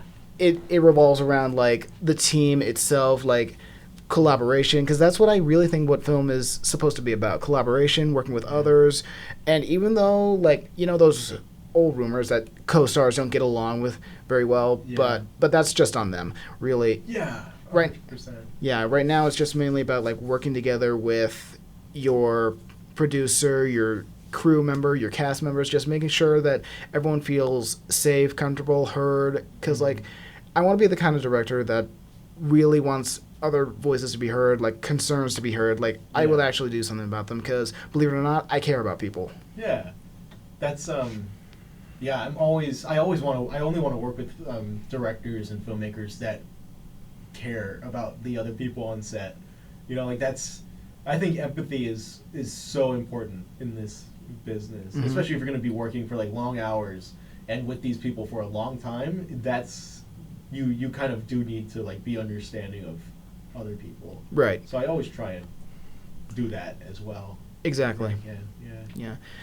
You're right. And empathy is a very important thing to be. Honestly, I'm not going to shout at anyone out either, but it just feels like there's been a whole lack of empathy for the film students that I graduated with. Really, it's just, again, it feels like they're just thinking about themselves, and I would just have to say that's not exactly fair, because I want everyone to have their names on this. I want everyone to be celebrated. I want everyone to feel accomplished of what we've done, you know? Yeah. It's not just about you, it's about everybody who helped you create your vision. I'm even thinking about like people I just went to classes with, not necessarily like made a film with. Like I still feel like there is a community there, you know, in classes with, you know, being surrounded by your peers, especially with the writing classes we were in. Like, even though we weren't all working on the same thing, we were still like sharing ideas with each other, and like what we turn in at the end, like the final script, is so different from what it would have been had we not like gotten notes back from our pitches, or like, you know, had our teasers read or anything like that. Right. Like, so it's just collaboration in any form is just so important, and whatever I make is just, it's entirely built off of the help of everyone else. Exactly. You know? Yeah. So why would I not want to pay that forward? You know? It's right. Just, yeah. Plus, if you do want your idea to be good, you will have to like listen to other people and just have it be heard. Like, if people suggest something, then I would just like keep an open mind. Like, sure, like for me, the drama script, it kind of hurt in the beginning, but then again, I was just like, okay, well, maybe I should consider it. So I did that, and I feel like it came out better like that. Of course, I'm still going to change it again, but makes sense. Yeah, that's another thing is like this course also like really taught me like how to take criticism. You know, like because I know it's not like from with the people that we were with, it didn't come from like a malicious place. Like, it wasn't mean or anything. It was just like they were looking for like the best. They were looking out for like what would be the best thing for your story, and I always had to keep that in the back of my mind. You know, it's like, even though this might not be what I like wanted to do, it's like, okay, they are trying to like look out for me. So it's like, yeah. But yeah, it is something that you kind of have to learn. Yeah. It's not always easy. Yeah, but we weren't in the same sitcom pilot. Like, I just took sitcom pilot this past semester, and I was so nervous about getting my teaser read. Like, I had a full draft of the script like up, but I was so nervous about like submitting my teaser because I kept thinking like, this is shit. They're gonna tear this apart. So I kept like rewriting it, changing it. And we actually ended up not being able to read my teaser because I turned it in like too late. Oh. Yeah.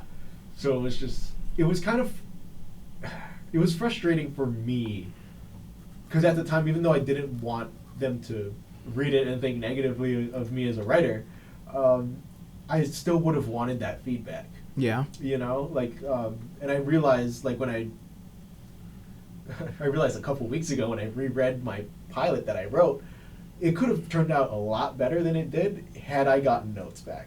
Yeah. You know, like, I would have really appreciated any kind of like feedback or notes on it because it's in a rough shape right now. But I do think it could have been in a lot better place if I had just been like more willing to accept that it was going to get criticized. Yeah. You know? So it's just, yeah, that's still something that I'm trying to figure out myself, is how to take and be willing to accept criticism from other people on my own work and stuff. Okay. Yeah, that makes sense.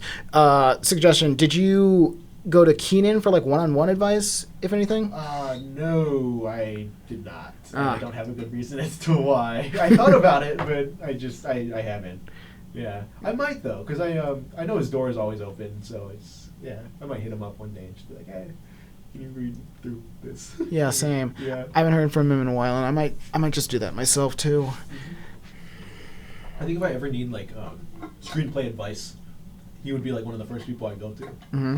Yeah, it's actually I get a lot of good feedback on scripts from actors to like know if it's like well, like reading well for them, like if they can understand like the emotions of the character, like the motives and all of that. Like if that's not clear to the actors, then something's wrong, you know? Oh, I get it. Yeah. So they're like usually like the first people that I send my stuff out to if I've ever written something and I wanted notes on it. Mm-hmm. Just like my actor friends are like, here, can you tell me if this works or not? In your own opinion, do you prefer to send your script to your actors, or possibly, or is it possibly your crew members or anyone else?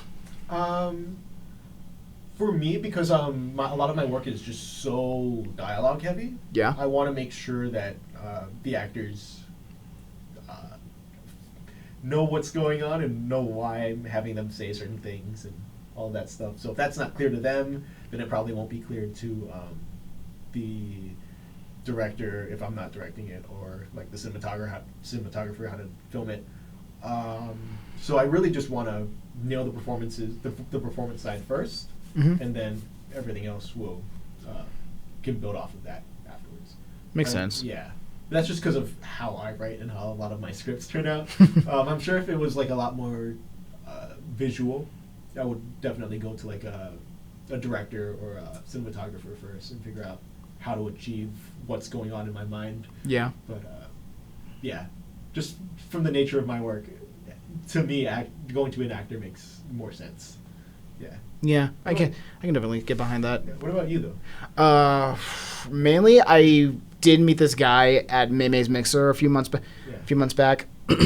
Julian, he's been looking at my scripts and he's been giving me feedback, and I've been following up on that, and he's helping me out for one of the characters on Wish, and I haven't heard from him a while back since, so I might message him later on today. Mm-hmm. But I've mostly just been sent my scripts to like people I know, hoping to read this, like for their honest opinion, for their feedback, mainly because I might consider doing the actors, because that does make a lot more sense. Because really just the people I know will give me like good feedback, but not like the stuff that I need. I believe. Yeah. No, I understand that. Like, I think it would help me if I did share like my scripts with like a director or a cinematographer. Yeah, I'm just so nervous about the performance side of it, and I'm just like, I need to make sure this works. Yeah. It's just, yeah, I don't know, but again, that is just a me thing, and I'm not a director. I'm just a writer and a script supervisor. So it's just like, yeah. I don't know how to direct. That's always been scary to me. Like a lot of people come here to like be a director. Did you come here to be a director? Mainly just a writer. Okay. I took Francisco Menendez directing course, hoping to get like some directing skills, and this first project I'm working on hopefully will give me the experience I need. I did try to direct my own for like a last movie I made like a few summers back, but my crew and cast just pretty much like disbanded, and I'm sorry. No, you're good. It was a slow pace at the start anyway, and I felt like it wasn't going anywhere at all, and one of the actors moved away.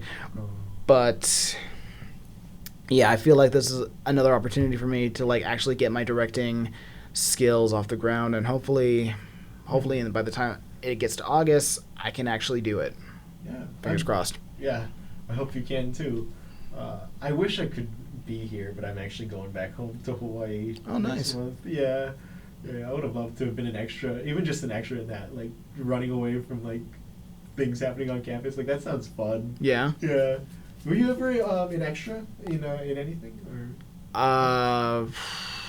I think in another short film by someone. Mm-hmm. I think it was a party scene it was a short film called Glitter, I believe. Oh, okay. I'd never actually seen the finished version though. But I think that was pretty much it. Okay. Yeah, being an extra always looked fun, but I never got the chance to. Yeah. Yeah. It's mainly easy. You're just in the background. Just doing what you got to do. Just like either dancing, drinking, or whatever. Were you drinking in the short? Or? No. No? Ah, damn. That would have been fun. That'd be wild though if they like actually gave you like a beer to drink in the background. Like you just show up like after like take like 6, you're just like wasted.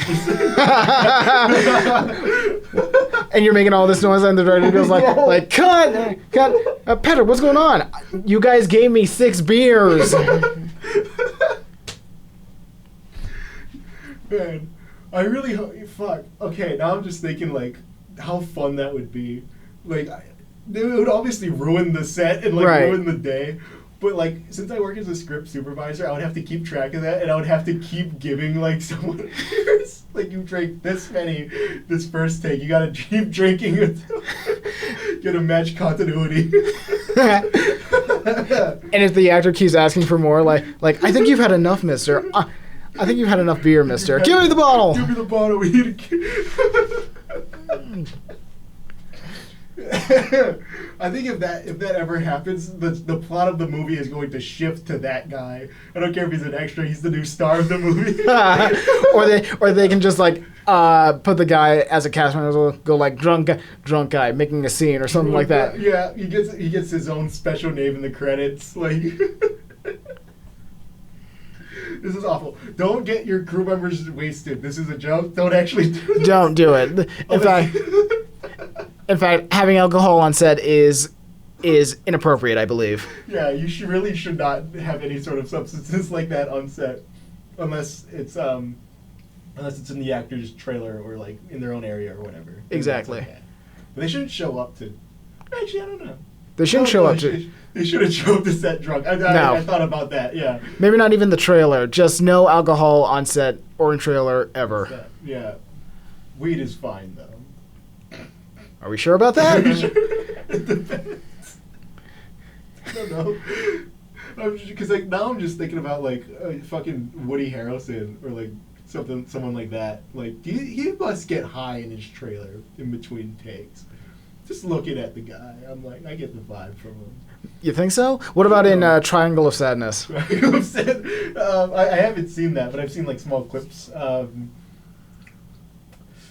Maybe not that one, but for Zombieland, you know, maybe. I feel like they all got high in between takes. I think everyone got high in that movie because that movie does look extremely fun. Like for a horror comedy, it does seem very exciting because I remember the first one well, especially the whole Twinkie journey. So I haven't seen the second one though, but I've been waiting to watch it. I think the second one is good. I actually really enjoy it. I don't think it's as good as the first one. But I think it's just as ridiculous and over the top as the first one was, even though the plot makes a little less sense. But I wasn't watching it for the story really. Like I'm watching it for like more the comedy aspect, right? So it's just I think it kept up the ridiculousness well. Yeah. Yeah. Man, now I'm just thinking about what other actors probably got high in between takes.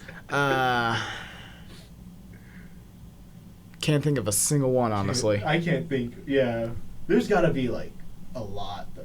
Knowing Hollywood, I'm sure there are like hundreds of articles out there right now saying like this actor got high on this set or like was fired because of this and that. Like, you know. Yeah, I know Wesley Snipes was like being kind of a prick on Blade 3, right? Blade 3, where he just wasn't coming out of his trailer. Oh, really? Or something. Yeah. This was.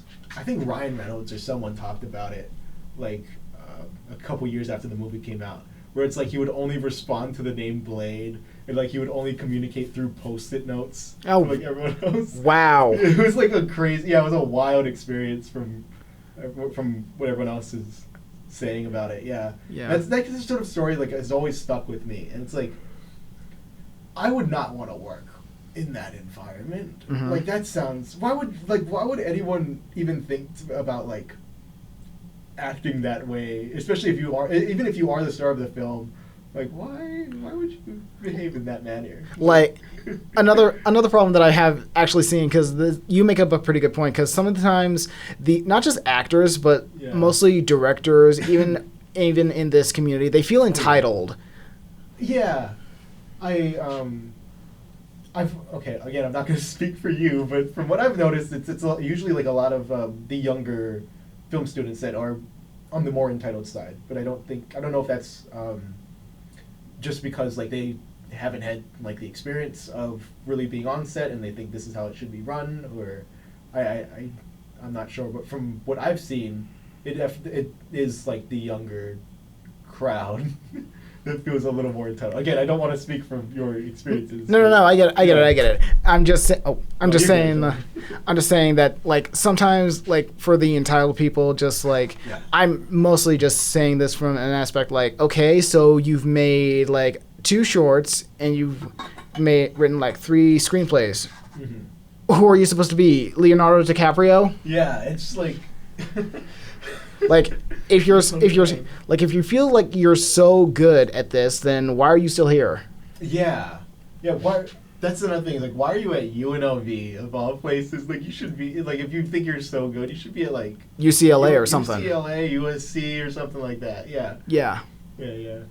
I feel that way too about just anyone entitled. It's like, why would you be here? Of all places, why UNLV? Right. You know, if you're so good. Well, we're not what's the word? We're not throwing shade at UNLV. We love UNLV. No. We love UNLV. Yeah. But just like, why are you here? Just like at a film school in Las Vegas when you could be like out there in like UCLA making your own movies, just like instead of like showing up everyone else. Yeah. That doesn't make sense to me. Yeah. I haven't seen it, but I have like felt that kind of thing. Like, like sometimes the film students, they know that they're better than everyone else, and I don't like people much like that because like I believe we're all equal on some level. Some of us are still growing. Some of us have the experience. Mm-hmm. That's I'm very fortunate that I haven't worked with anyone that I thought was entitled. Like I realize like I'm very, very fortunate. Me too. For my entire time here, like I've had only really positive experiences when it comes to like the on-set stuff. So it's just, I'm really thankful for for that. Honestly, same here. It's crazy. I definitely do understand where you're coming from about that, because I do kind of get. I don't want to call anyone out. It's gonna sound mean, but I do definitely get sort of an entitled vibe from some people that I've met during my time here. Mm-hmm. But they are so few and far between, and I honestly haven't interacted with them pretty much hardly at all. You know what I mean? So it's just like I've really only stuck around people that I want to learn from, and like I feel like are interested in what I have to say and what I want to do and all of that. So yeah. Would you prefer to be around someone who's still actually learning, or would you be around someone who actually has the expertise? Both. That's both. The project that were we rolling when I was talking about the project that we haven't gotten off the ground yet, really, with the forums and all of that? I think so. Okay, but the guy that I'm working with, the guy directing that is he's just about to start his 2nd year. So he's like still learning. His first short was actually it actually premiered at Springflix. Oh, cool! That's how I figured out about him. Yeah, and I was like, hey, this is a cool thing you made. And he's like, oh yeah, it's my first one. I was like, wow. And ever since then, I wanted to work with him because I wanted to.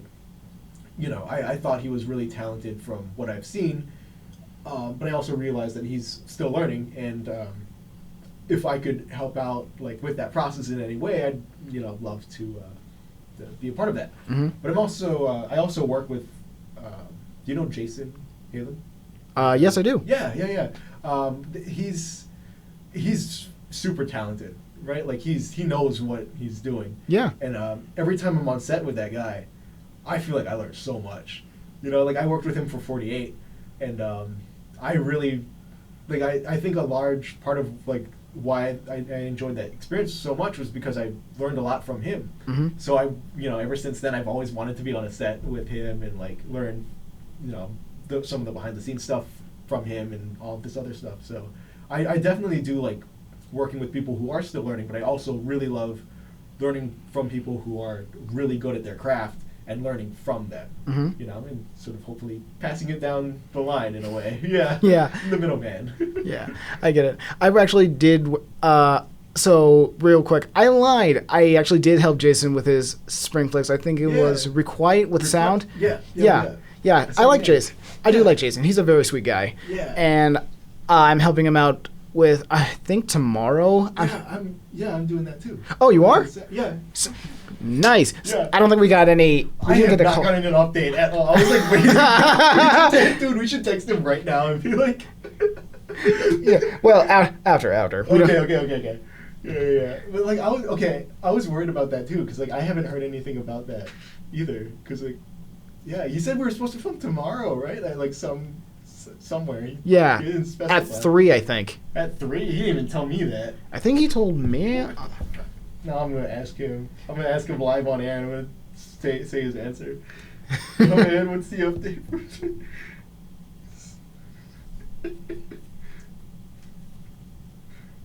Hopefully he gets back to me during this recording so I can call him out live. That would be hilarious. That would be great. He was supposed to be on the show a couple weeks ago, but Something came up? something came up. Yeah. I think I was busy, so I couldn't have him on, but hopefully he can come on soon, because that'd be a fun one. Yeah. We should actually, fuck it, I think we should have the entire crew of whatever this is on the show. Oh, there are only 3 microphones. We all gotta fight for a mic. Just I don't know how big this crew is, but You know, I don't even think that one works, does it? it does. It just doesn't have like a screen. Pop filter in front of it. Okay. So whoever gets that one, sorry. I don't know if I'm gonna do that. Maybe. That'd be a fun one. Maybe like 2 guests at a time, you know? Mm-hmm. Yeah, that would be a little bit more manageable. Yeah. I think. Yeah. But no, this has been a nice setup. I don't know. I kind of like just having one other guest on at a time. Like I feel like we can really like get to know the other person, get to know each other more. Yeah. You know? Yeah. It's cool. Yeah, I did kind of expect this, like, when I was coming over today. Yeah. Hey, like, what? Like, I was so nervous. Like, what was I going to talk about? Oh. Like, oh, wait, this is possibly, like, a little interview, so, like, you and your listeners know who you're talking about, who I am, really. Mm-hmm. Just, hopefully all good things, I hope. Yeah. Like, I advertise this as, like, being about film, but it's really just about the people. You know, like, a lot of it just sort of turns into whatever topic just floats into our minds. Yeah. Like, I think you've got that vibe from today. Yeah, Like, I definitely did. It's like random shit. Like, it is about film, but it's also not about film at the same time. And I think that's kind of the beauty of what I'm doing here. Which is fair. Yeah. Like, if anything, like, you're a special guest, he or she doesn't, or they or them, don't exactly have to talk about film. They can just, like, talk about, like, what upcoming projects they have, who they are as a person, what their dream goals are, just minor stuff like that. Yeah. I definitely didn't want to box this into just being about film, you know, because I feel like we would run out of steam pretty quickly. Yeah. I feel like, especially if we are just, you know, students who Yeah. haven't fully, you know, made it. I just like hanging out with people, really. I think that's Same. cool. Yeah. Same. I've been suffering from a bit of cabin fever, and I've been, like, I've wanted to go to a movie sometime, but again, there's nothing has been out yet, Yeah. so. I get that. I feel that. Yeah, I kind of, this is gonna sound weird, but I kind of started this for like a selfish reason, you know? It's like, this allowed me to make connections that I kind of wouldn't have when I was still in school, you know? Mhm. Like, this is forcing me to interact with other people. So That's, it's like, that's not selfish. you don't think it's selfish? No, I it's think not. It's a little selfish. No, it's not. It's like pretty much starting a project and like having a few strangers on board to help you out. Yeah. That's not exactly what I would call like selfish. I would say, like, you know, branching yourself out. Okay.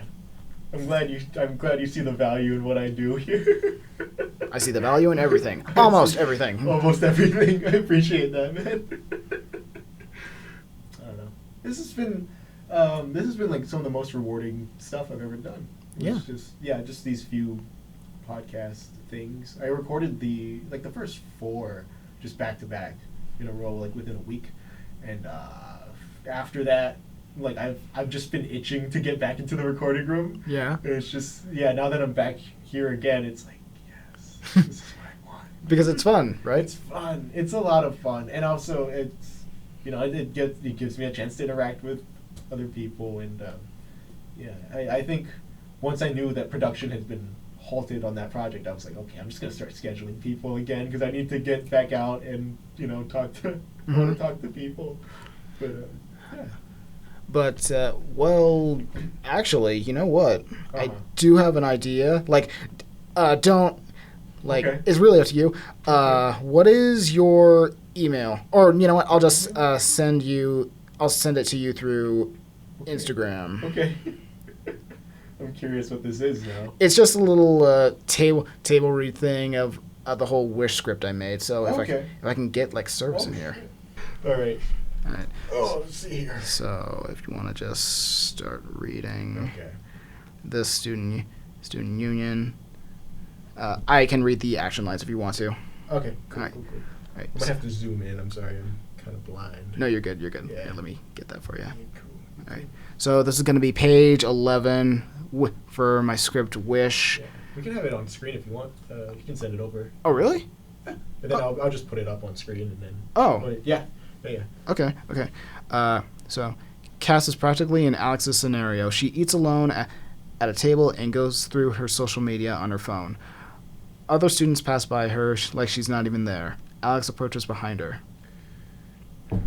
Sorry. No, you're good. Doesn't feel so good, does it? Cass jumps as Alex speaks to her from behind. To be ignored, to be in the shadows. At first it's fine, but when it's every day, it feels personal. Go away. What? I'm not good enough for you? That hurts my feelings. I should know better than anyone what you're going through.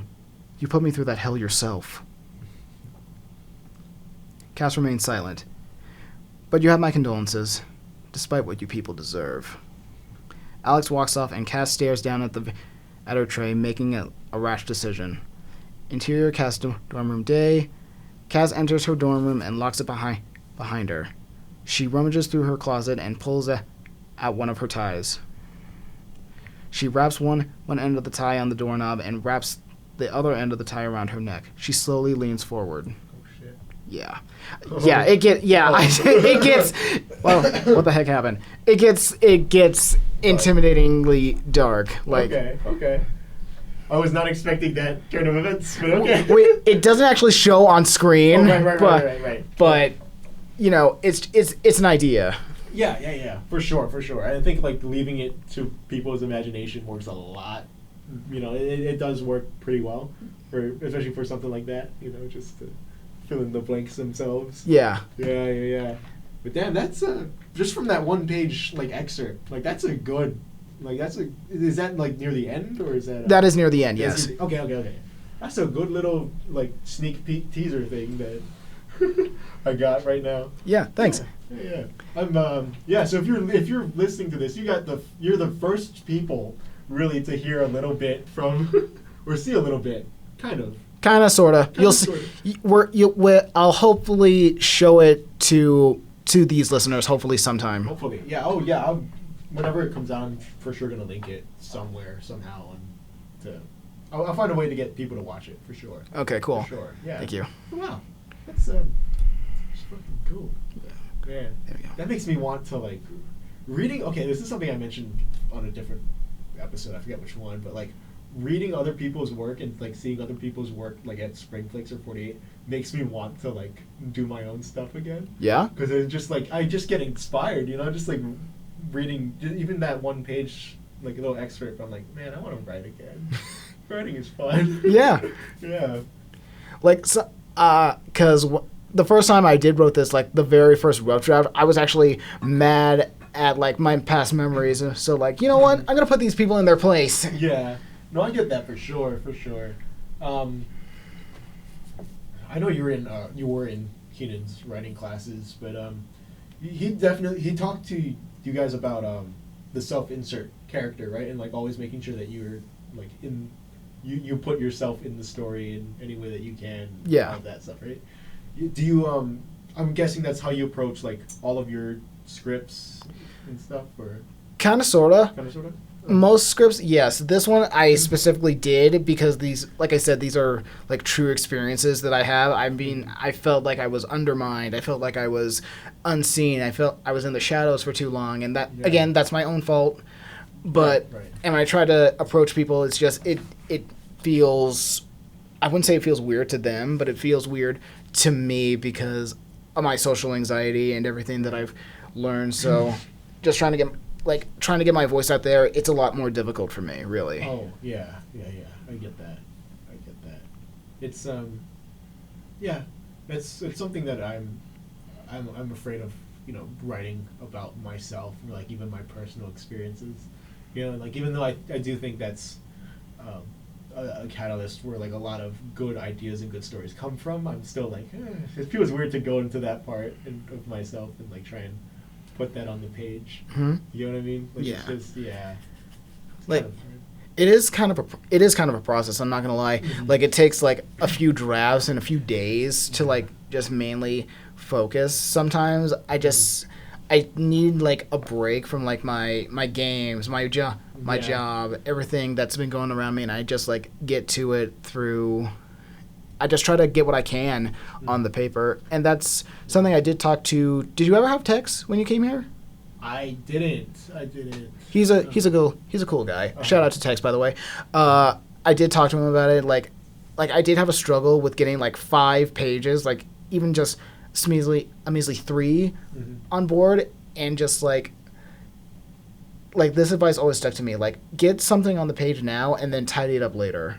Yeah. That's the advice I always like went for, and it actually does work. All right. Yeah. I the way I approach my writing is kind of similar to that. I'm not gonna lie. It's I just write. I just go. I don't outline anything. I just go, and then I wake up the next day. I read it, and I'm like, this sucks, and I throw out like half of it, and then I start again, and I keep doing that until I'm satisfied with what I've written down. But I don't think I've ever like thrown out like an idea completely. You know what I mean? Like I'm like, maybe even if it's like an idea for a story that I'm like, I want to write, but I just don't think it's the right time for it yet. Like I just put that away, but I don't ever like forget about it. Like it's always like in the back of my mind, even if I'm not like fully thinking about it. I'm always like, I know that that's an idea that I have and that I could write at some point.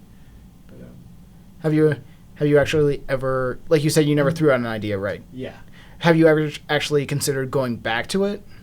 going back to an idea.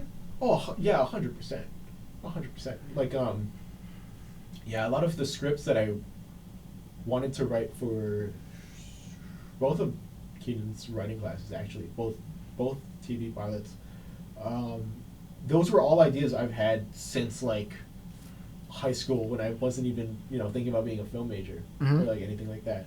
Like so like I still have ideas from way back when that I'm still interested in doing at some point.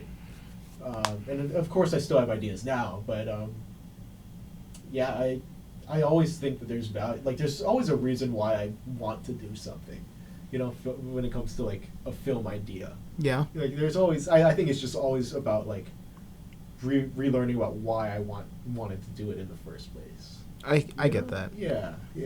Definitely. And I do, just to bring, speaking of Keenan's drama class, you remember that LA Jason pitch I gave you guys? And how everyone went like nuts over it? Yeah. I've been thinking about like doing that as well, like as an after series, after everything that's happened series, where Jason's mom has had a heart attack. He comes straight home to take care of her. And truth be told, he runs into his ex, Zach, when really, in reality, he's with someone else and he's practically engaged to her. So like the whole, that's just a rough synopsis, really. Yeah. Okay. So yeah, so I'm guessing you are the same way as well. Like you always go back to like old ideas that you had and like. I clean them up a little bit. Yeah. Yeah. That's what I'm. Yeah.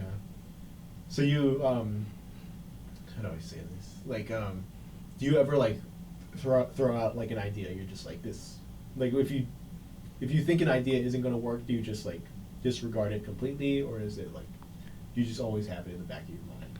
I sometimes do that. I do disregard it sometimes. I can't think of one that I thought of right now. Like, it was just like a few words in my head, just like, ooh, maybe I could. No, that wouldn't work. No, that wouldn't work. So I just move on to the next one, and I actually do fully think it through. I do clean it up a little bit. I write out the script, and then I just like immediately go back. And then I reread it like, okay, this is cringy. I wouldn't read this either. Yeah. So I clean it up a little bit, and that's pretty much my process, really. Mm-hmm. Yeah. Okay. I don't want to like pry too much into like your writing process or anything like that. No, you're good. I'm actually flattered. You're actually flattered? Okay. Did you want to discuss like more about your writing process or? Yes. Mainly, I just write about the whole things I've seen, I've heard. The games I've played. Right. There is one script I did work on, and it's still an editing process. Mm-hmm. I'm calling it The Chef because it's mainly focused on, like, you've seen Wedding Crashers, right? I haven't. I know what it's about. Oh, man. There is this specific scene about, like, the whole teardrops thing, and I've seen, like, news stories about it, like, how people have actually done that in real life, and I actually wrote down like a movie about like a chef who does poison people with his food, just to get where he is now, like for money purposes, how to get rid of obstacles, you know. Mm-hmm. Okay. Do you have this has always been on my mind ever since I learned that you were a writer. Is there like a specific genre that you like working in the most? That's a tough one, really. Yeah. I took Keenan's sitcom class, and he did tell me that I was actually a very talented sitcom writer, so maybe that's something I could do. But I also like writing about drama, thriller. Like, I wouldn't say comedy is difficult, really. It is. It's hard. It is hard. You gotta find like the right audience.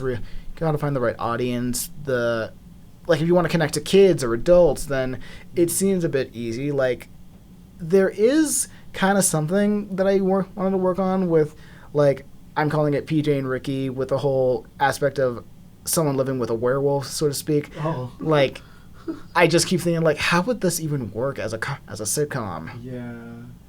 And how would this connect with someone? So I might just, like, scrape that idea altogether, but I don't know. Like, going back to, like, but comedy is very difficult. It's a difficult thing to master. Like, I think the pilot I wrote, which was like a big multiverse type of animated type of show, reading back through it, I was like, it was supposed to be funny, but I don't know if it was that funny, honestly. But I don't know if that's like really just like because I'm the one who wrote it, and I'm very, very self-critical over the things I've written, or if that's like, or if it actually is funny and I just can't like fully see it anymore because I've spent so much time like thinking about it. You know what I mean? Like, it's just like all the jokes sound old to me. Mm-hmm. Yeah, because I don't know. That's something that I'm thinking about. But I when you mentioned like writing things based off of like games you've played and all that stuff, like I remember like a long time ago. I think this was back in high school when I was just like starting to think about being into film again. Like, I think I was like trying to write like a screenplay based off of Majora's Mask. Ooh, Zelda. Yeah.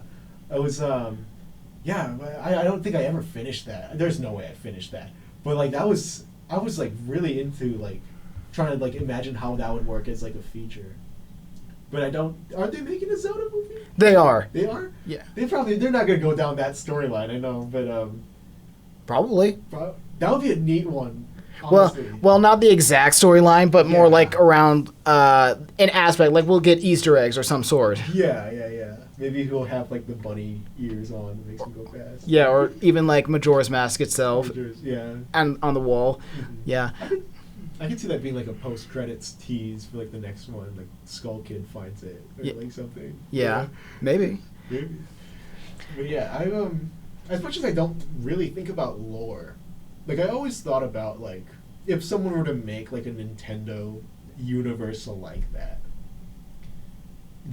you would start with Zelda, I would think. Like Zelda or Legend of Zelda would probably be like one of the main ones you want, because that one feels like the most epic and grand of the Nintendo world to me, anyway. Yeah. If anything, if it makes you feel any better, I do remember like seeing a review about some sort where they didn't like make a Mario and a Zelda show, but if they actually did try to remake it, I would definitely choose Zelda because of like the lore and all. There are so many games that are out there. Yeah. Meanwhile, Mario's just got like the same formula over and over again, so it would just get boring fast. Boring, yeah. Like the most you can branch off is like you can do Mario Sunshine, but I don't know. That's not really a strong plot there. Like, it's not. It's not. Like, or you can do Galaxy, I guess, but even again, the plot is not the strong suit. Right. It's still Bowser wants Peach, and that's it. Yeah. I mean. And it's funny that you say that because I did actually remember thinking about like I did like a little like a Symbiote University type of show where it involves like characters from Monsters Inc. and like my own few versions of heroes, which I know wouldn't pass by without me getting sued. So so I did like a little storyline where the heroes are trapped in like the world of Termina and they're just like solving all the world's crisis. Like, and I even had like a line of dialogue in it when they actually got on top of the clock tower, like, oh, you gotta be kidding me. We've been circling this damn place? We've just been going in one circle? I think it's interesting that we both, like, started out writing, like, or we both wrote, like, what can basically be described as fan fiction. Yeah. Yeah, because it's, like, I do think, like, it's helpful for, like, young writers to, like, go down that route, you know? Because it's just, like, oh, you already have these characters that you love in your head. Just, like, put them in a story. Yeah. You know? It's always been fun, you know, just coming up with your own situations to put these guys in, like, see how they would get out of it. Yeah. Instead I completely scraped the idea, so now I just focused on, like, the whole aspect of the plotline of Monsters University as the scare games, then Season 2, Shadow King Returns, Season 3, Xana from Code Lyoko, Season 4, Clayface and the Symbiotes, and Season 5, Sinister as a God. Okay. Holy shit. Wow, you really do think about the, the future. That's crazy.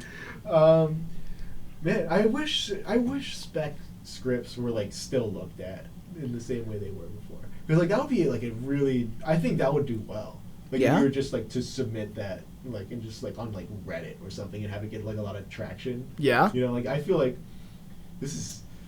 I hate to bring up a tragedy, but it's related to a point I want to make. Have you heard of the Seinfeld 9/11 script? No. There was a guy that wrote like his own version of a Seinfeld episode that dealt with like how would the characters react to the Twin Towers falling? How would they react to 9/11? Oh my god! And it got really popular on like Reddit and stuff. And I think the guy who wrote it now is like a writer for like Saturday Night Live. What? Yeah, or something. He got like big jobs from just that one script going viral. Are you serious? I'm not joking. Yeah, man. You can look this up. The Seinfeld 9/11 script. It's a fan-made script. Oh my god. That's unfortunately not really how it works now. But if it was, I think you could probably end up down like this very similar path. I probably won't be able to get service in here. Probably not. But like when you can, for sure, look that up because it's wild. It's actually really well written too. It's crazy. Yeah, I believe it honestly. Like that's crazy, but I actually do believe that can happen. Like you can write literally anything. Someone looks at it and reads it. They like you and they just like bring you on as like part of the team, and that can happen to anybody, which I like a lot. I think, especially in the day and age where we live in now, like as you know, terrible social media is for like your mental health and all of that. It is like, very much. Yeah, it's also an avenue to like get your work shown to like a bunch of people that probably wouldn't have seen it otherwise. Like that, the Seinfeld 9/11 thing, that probably wouldn't have taken off in 30 years ago, you know. But like since he made it like somewhat recently, he was able to like really, he was really able to find jobs and a career after. And it's so weird that you can this is like the only career that you can like get jobs from mentioning 9/11 in a comedic way. And not be like looked at as a fucking weirdo. Like, yeah. Like you try and go into like Walmart and feel like in your job interview you mentioned 9/11, they're gonna ask you to leave.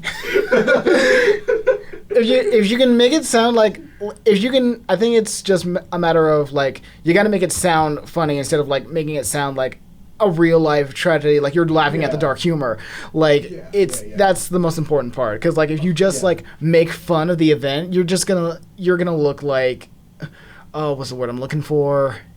An a-hole. An a-hole, yeah. But yeah, it's I'm just thinking about that script now. But like I gotta look that up. You should. All the characters act in the worst ways possible to it. That's all I'll say. Like it's very much not making fun of the event, but making fun of how the characters would have reacted to that event. Oh, okay, maybe that. Yeah. So it is very much like the characters are all awful people, but they all get their comeuppance at the end, sort of. Okay, I see it now. Again, not spoiling anything, but no, I get it. I do get it. Like it's that own little fan fiction, but you're adding like the Seinfeld humor to the event. Yeah, and it's like it feels like it would be a part of the show, but it also feels like your own voice as a writer. Mm-hmm. It's just it's wild to me that how he was able to capture both the Seinfeld, the unique Seinfeld humor, while also like still being showing who he was as a writer. Mm-hmm. And that's I think we should bring back more spec scripts like that. Like I hope more people get jobs from writing stuff like this. Like I feel like that'd be a good avenue to like. I can't believe I'm promoting Reddit to writers. Like if you want to be a writer, just put your stuff on Reddit. But hey, it can take you far. It did for that guy. It did for that guy. So you never know. Have you ever submitted? My mind is all over the place. Have you ever submitted a script to what's it called, the Blacklist? I have not. Yeah, no, I haven't either. I know they rate things like really harshly though on that site, but it makes sense. But I'm still like, makes me nervous about like submitting anything because it's like I don't think I'm at that stage yet to really submit anything. I mean, I've got the ideas in my head, but the problem is I have trouble like writing it out fully and making it sound realistic. Yeah. I get that. Me too. I'm also just afraid of showing my work to like complete strangers. Exactly. Yeah. It's just like they're gonna rip this thing apart because they don't know who I am. I don't blame them. It's if you don't know who I am, you have every right to just be as honest and as critical as you want. I think. But, yeah. What do you think about do you know how they rate things on the Blacklist? Or, I don't actually. Pretty much they give it like a number between like I think 1 to 10. Yeah. I think that's it. I think if you get like a 7, you're seen as like a god on Reddit. Really? Yeah, like that's how harsh they rate it. Like if like people celebrate about getting a 7 or a 6 on their feedback. Wow. I don't know if they must offer more than just a number, but I'm thinking like if they just give you a number, like that's not helpful as a writer. Yeah. Like I want feedback. Have they actually never given out a number? Like even a possible 1 or even a 0? That I don't know. That would be interesting. Like I would be offended if they just like did not give me a number on my script. Like at least give it a 1. If you just really didn't like it, you could give it a 1. Do they actually explain the reason behind the number? I don't know. I just whenever I see it on Reddit, it's usually just people celebrating about a number, but it's not like the reasons why. Oh. So that just got into my brain. It's like, what if they just give you the number and that's it? Like maybe it's programmed by a computer or something. An AI generated bot. Yeah. Just reads it. The film Challengers that just came out with Zendaya and yes. Yeah. That was originally on that website, and I think it got, I want to say a 7 or an 8, I forget. Dang. But, and then that turned into, a big film that just came out. Never seen that movie, but it's really good. Oh. That's one you gotta see, man. Yeah, there's a bunch of things that, there's a bunch of camera work that I've still don't know how they were able to do. I don't even like tennis, but I like the movie a lot. That's a golf. It's a boring sport. Yeah. Are you a sports guy? I like a good football game. I like a good basketball game. Yeah. Baseball, soccer. Oh yeah. Yeah. All right. I'm definitely more basketball and baseball. Nice. For sure. Yeah. Nice. Speaking of football, you got that little email from the Alumni Association about the whole $1,500 for that football game, didn't you? I did not. Maybe I haven't checked my email in a minute. Maybe I did and I just didn't see it. Let me see. This is a alumni something? Yeah, an alumni association. Oh God, I ain't giving. Where? Oh, I did. Did I get it? I don't think I got this. I didn't get it yet. Oh, you didn't get it. Here. Let me see this. I'm curious. I ain't giving this school anything in donations. I said I want to pay it forward, but I didn't mean it in a monetary way. I got loans to pay. Yeah, no connection. Yeah, but it's okay. Yeah. yeah, but mainly it's just that's the overview of the email. Like it's a little road trip to Oregon, which sounds cool, but I did take a closer look at it, and the price is like, I ain't paying all that for paying all that. Yeah, for Oregon, like you can drive down there yourself. Yeah, I would just go myself. I'll meet up with you guys later. Yeah. Yeah. You travel a lot? I wish I did. Really, Yeah. I don't really have a car, and Yeah. but I do love to travel. I do love to like just go on straight up road trips. It doesn't matter where the destination is. Just going outside, feeling the breeze on your face. Yeah. It relaxes me. I love I wish I traveled more. I really did, because I would rather. I'd rather be outside doing things than I would be like just inside. You know, just chilling out. Yeah. Yeah. I've always felt that way. I think, even though I'm not an extrovert by any means, I do like being outside and seeing things, going sightseeing. Yeah. Yeah. Which makes me wonder why I chose to go to Vegas of all places, where it's just desert. Well, there is. You could go see that Monolith. The Monolith? Yeah. I heard about that. What's up with that? I don't know, but I'm hoping it's aliens. I'm hoping it's like in 2001. It's just I'm hoping, bro. Wait, where is it at? I know it's here, but like I don't know like where. I think it's like in the North Las Vegas mountains. I don't want to say it's near the military base though. I think it's just like straight up in those mountains. What the fuck? Dude, that's gotta be like some kind of supernatural thing. There's no way. I don't even know where it came. I think it just like showed up randomly, I think. Yeah. It probably.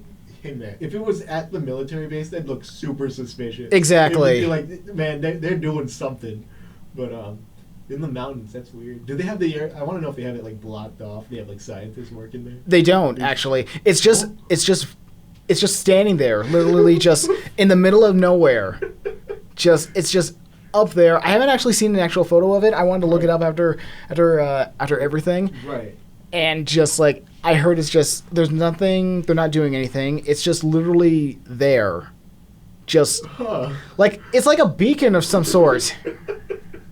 We got aliens just like they have their satellites set up here now. Now they can just like, what if that's like, yeah, that's their way of like connecting to the Earth. Like, what if it's just like a big, like secret camera thing they can just spy on? Why would you go to North Las Vegas? There's literally nothing out there. Yeah, they meant to drop it on the Strip, but they.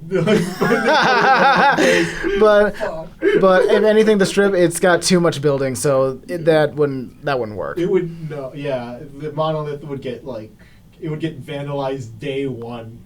Like give it like 2 hours, and some drunk guy's gonna throw like a daiquiri at it or something. Yeah. Man. Oh, now I'm just like thinking about like I want to see a homeless guy interact with an alien. Like a drunk homeless man interact with an alien. That would be pretty hilarious, or he just might get vaporized. Who knows? Get vaporized. That's my next script. The homeless man. Aliens versus homeless. Versus the homeless. No, I don't hate the homeless. You know what's funny? The last episode I recorded, we talked about homeless people. Yeah. And now here we are again talking about homeless people. I don't hate homeless people. I know it sounds like it if you're listening consistently, but I don't, I swear. Don't cancel me for this. Every week I say something that could probably get me canceled if you heard it out of context. I will not elaborate further. Well, if that makes you feel any better, there might be a compilation of you saying things out of context. So there might be. I can very well see like multiple moments on this podcast, like getting its own like out of context thing. Like I can see, like if this runs on for a while, like I want to say it's like till next year, I can very easily see someone making an out of context compilation. Yeah. Very easily. And hopefully you'll be able to get some money out of it. Hopefully, I'm gonna copyright claim their video and steal all the revenue. Yeah. No, I wouldn't do that. Oh. Copyright claims are a bitch to deal with. Honestly, that's what. I mean, I know that being in this business, you got to mainly focus on that so no one else steals it. Mm-hmm. But right now, I just want to focus on like creating it first. Yeah, same.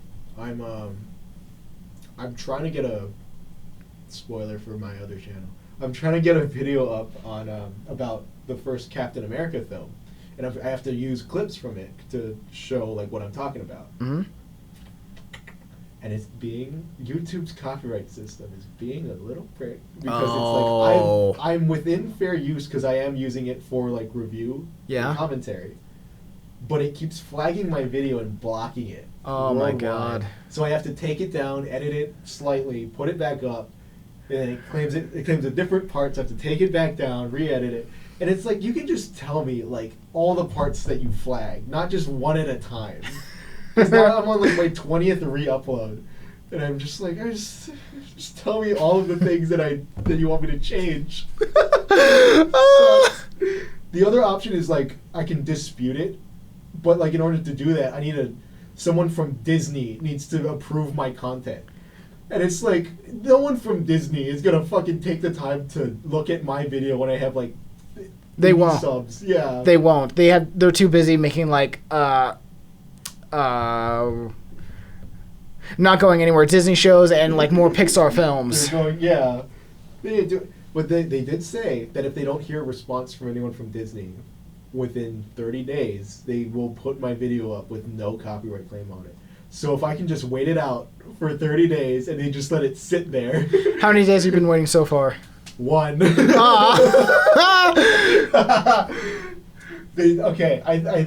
So I just need to wait 29 more days, and it'll be fine. Oh my god! I did dispute it once. I have one copy of the video that I disputed, and then I have another one that I just keep re-uploading. Like, I keep taking it down and editing it. But I just have one that's just sitting there, like, waiting for 30 days. Yeah. Then I'm having another one, like, to see if I can get it up earlier, with all these other edits and changes that I'm making to it. But, so far, it's just, I have no hope for it. So far, I think it's just I might have to just wait it out.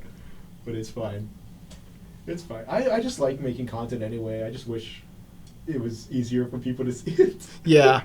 Yeah.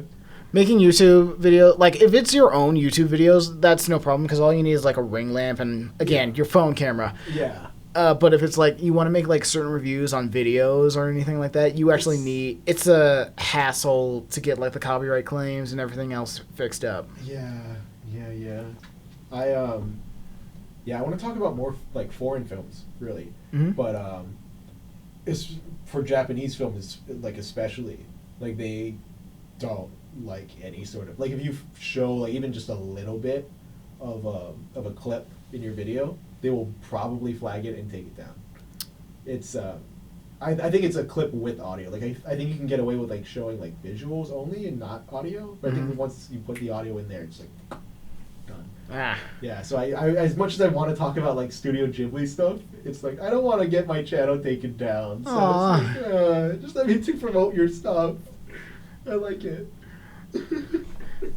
I don't really watch too much anime, but like when I watch like a Studio Ghibli thing, I'm like, I wish I watched more anime stuff. Yeah. I like that art style a lot. What would you say your favorite one would be? My favorite Ghibli film or my favorite Favorite Ghibli film? Ooh, I like the vibes of Totoro. My neighbor Totoro. Yeah. Second place would probably be Spirited Away, which is I think that's is that the basic answer for like everyone's favorite? I don't know. I don't really remember much about that one. Yeah. I'm mainly just like a Ponyo guy. Okay. Kiki's Delivery Service. I recently watched that. Oh, yeah. Spirited Away would be number 3. I do want to rewatch that one. But mainly again, I'm just like I like Ponyo a whole lot. That's one I haven't seen yet. I'm interested in seeing it. That's the fish guy, right? Yeah, that's mainly just like the fish love story thing. Fish love story. Okay. Yeah. I remember seeing the trailers for it a lot back in the day. But yeah. That one looks neat. Yeah. Yeah. Oh shit. Okay, we should probably wrap this up, unfortunately, because I do have to have some time to submit this over to my other email. But Yeah. is there any final words you want to say? Anyone listening? Anything you want to promote? Anything at all? Yeah, I just want to say thank you for having me on. Of course. And just like having me rant and vent about some of my own personal experiences, and just remember to keep your mind fresh. Yeah. That's all I can say. I think those are probably some of the best final words we've had on this show so far. I really did enjoy having you on, and I'd love to have you on for another one if you want to. Of course. Yeah. Maybe with the entire cast and crew of whatever Jason's cooking up, which he has not gotten back to me. Still nothing? Still nothing. So I'm going to bother him after this. Be prepared, Jason, even though this episode isn't coming out until way after. But yeah, thank you guys so much for listening, and I'll see you guys in the next one, whenever that is. See ya.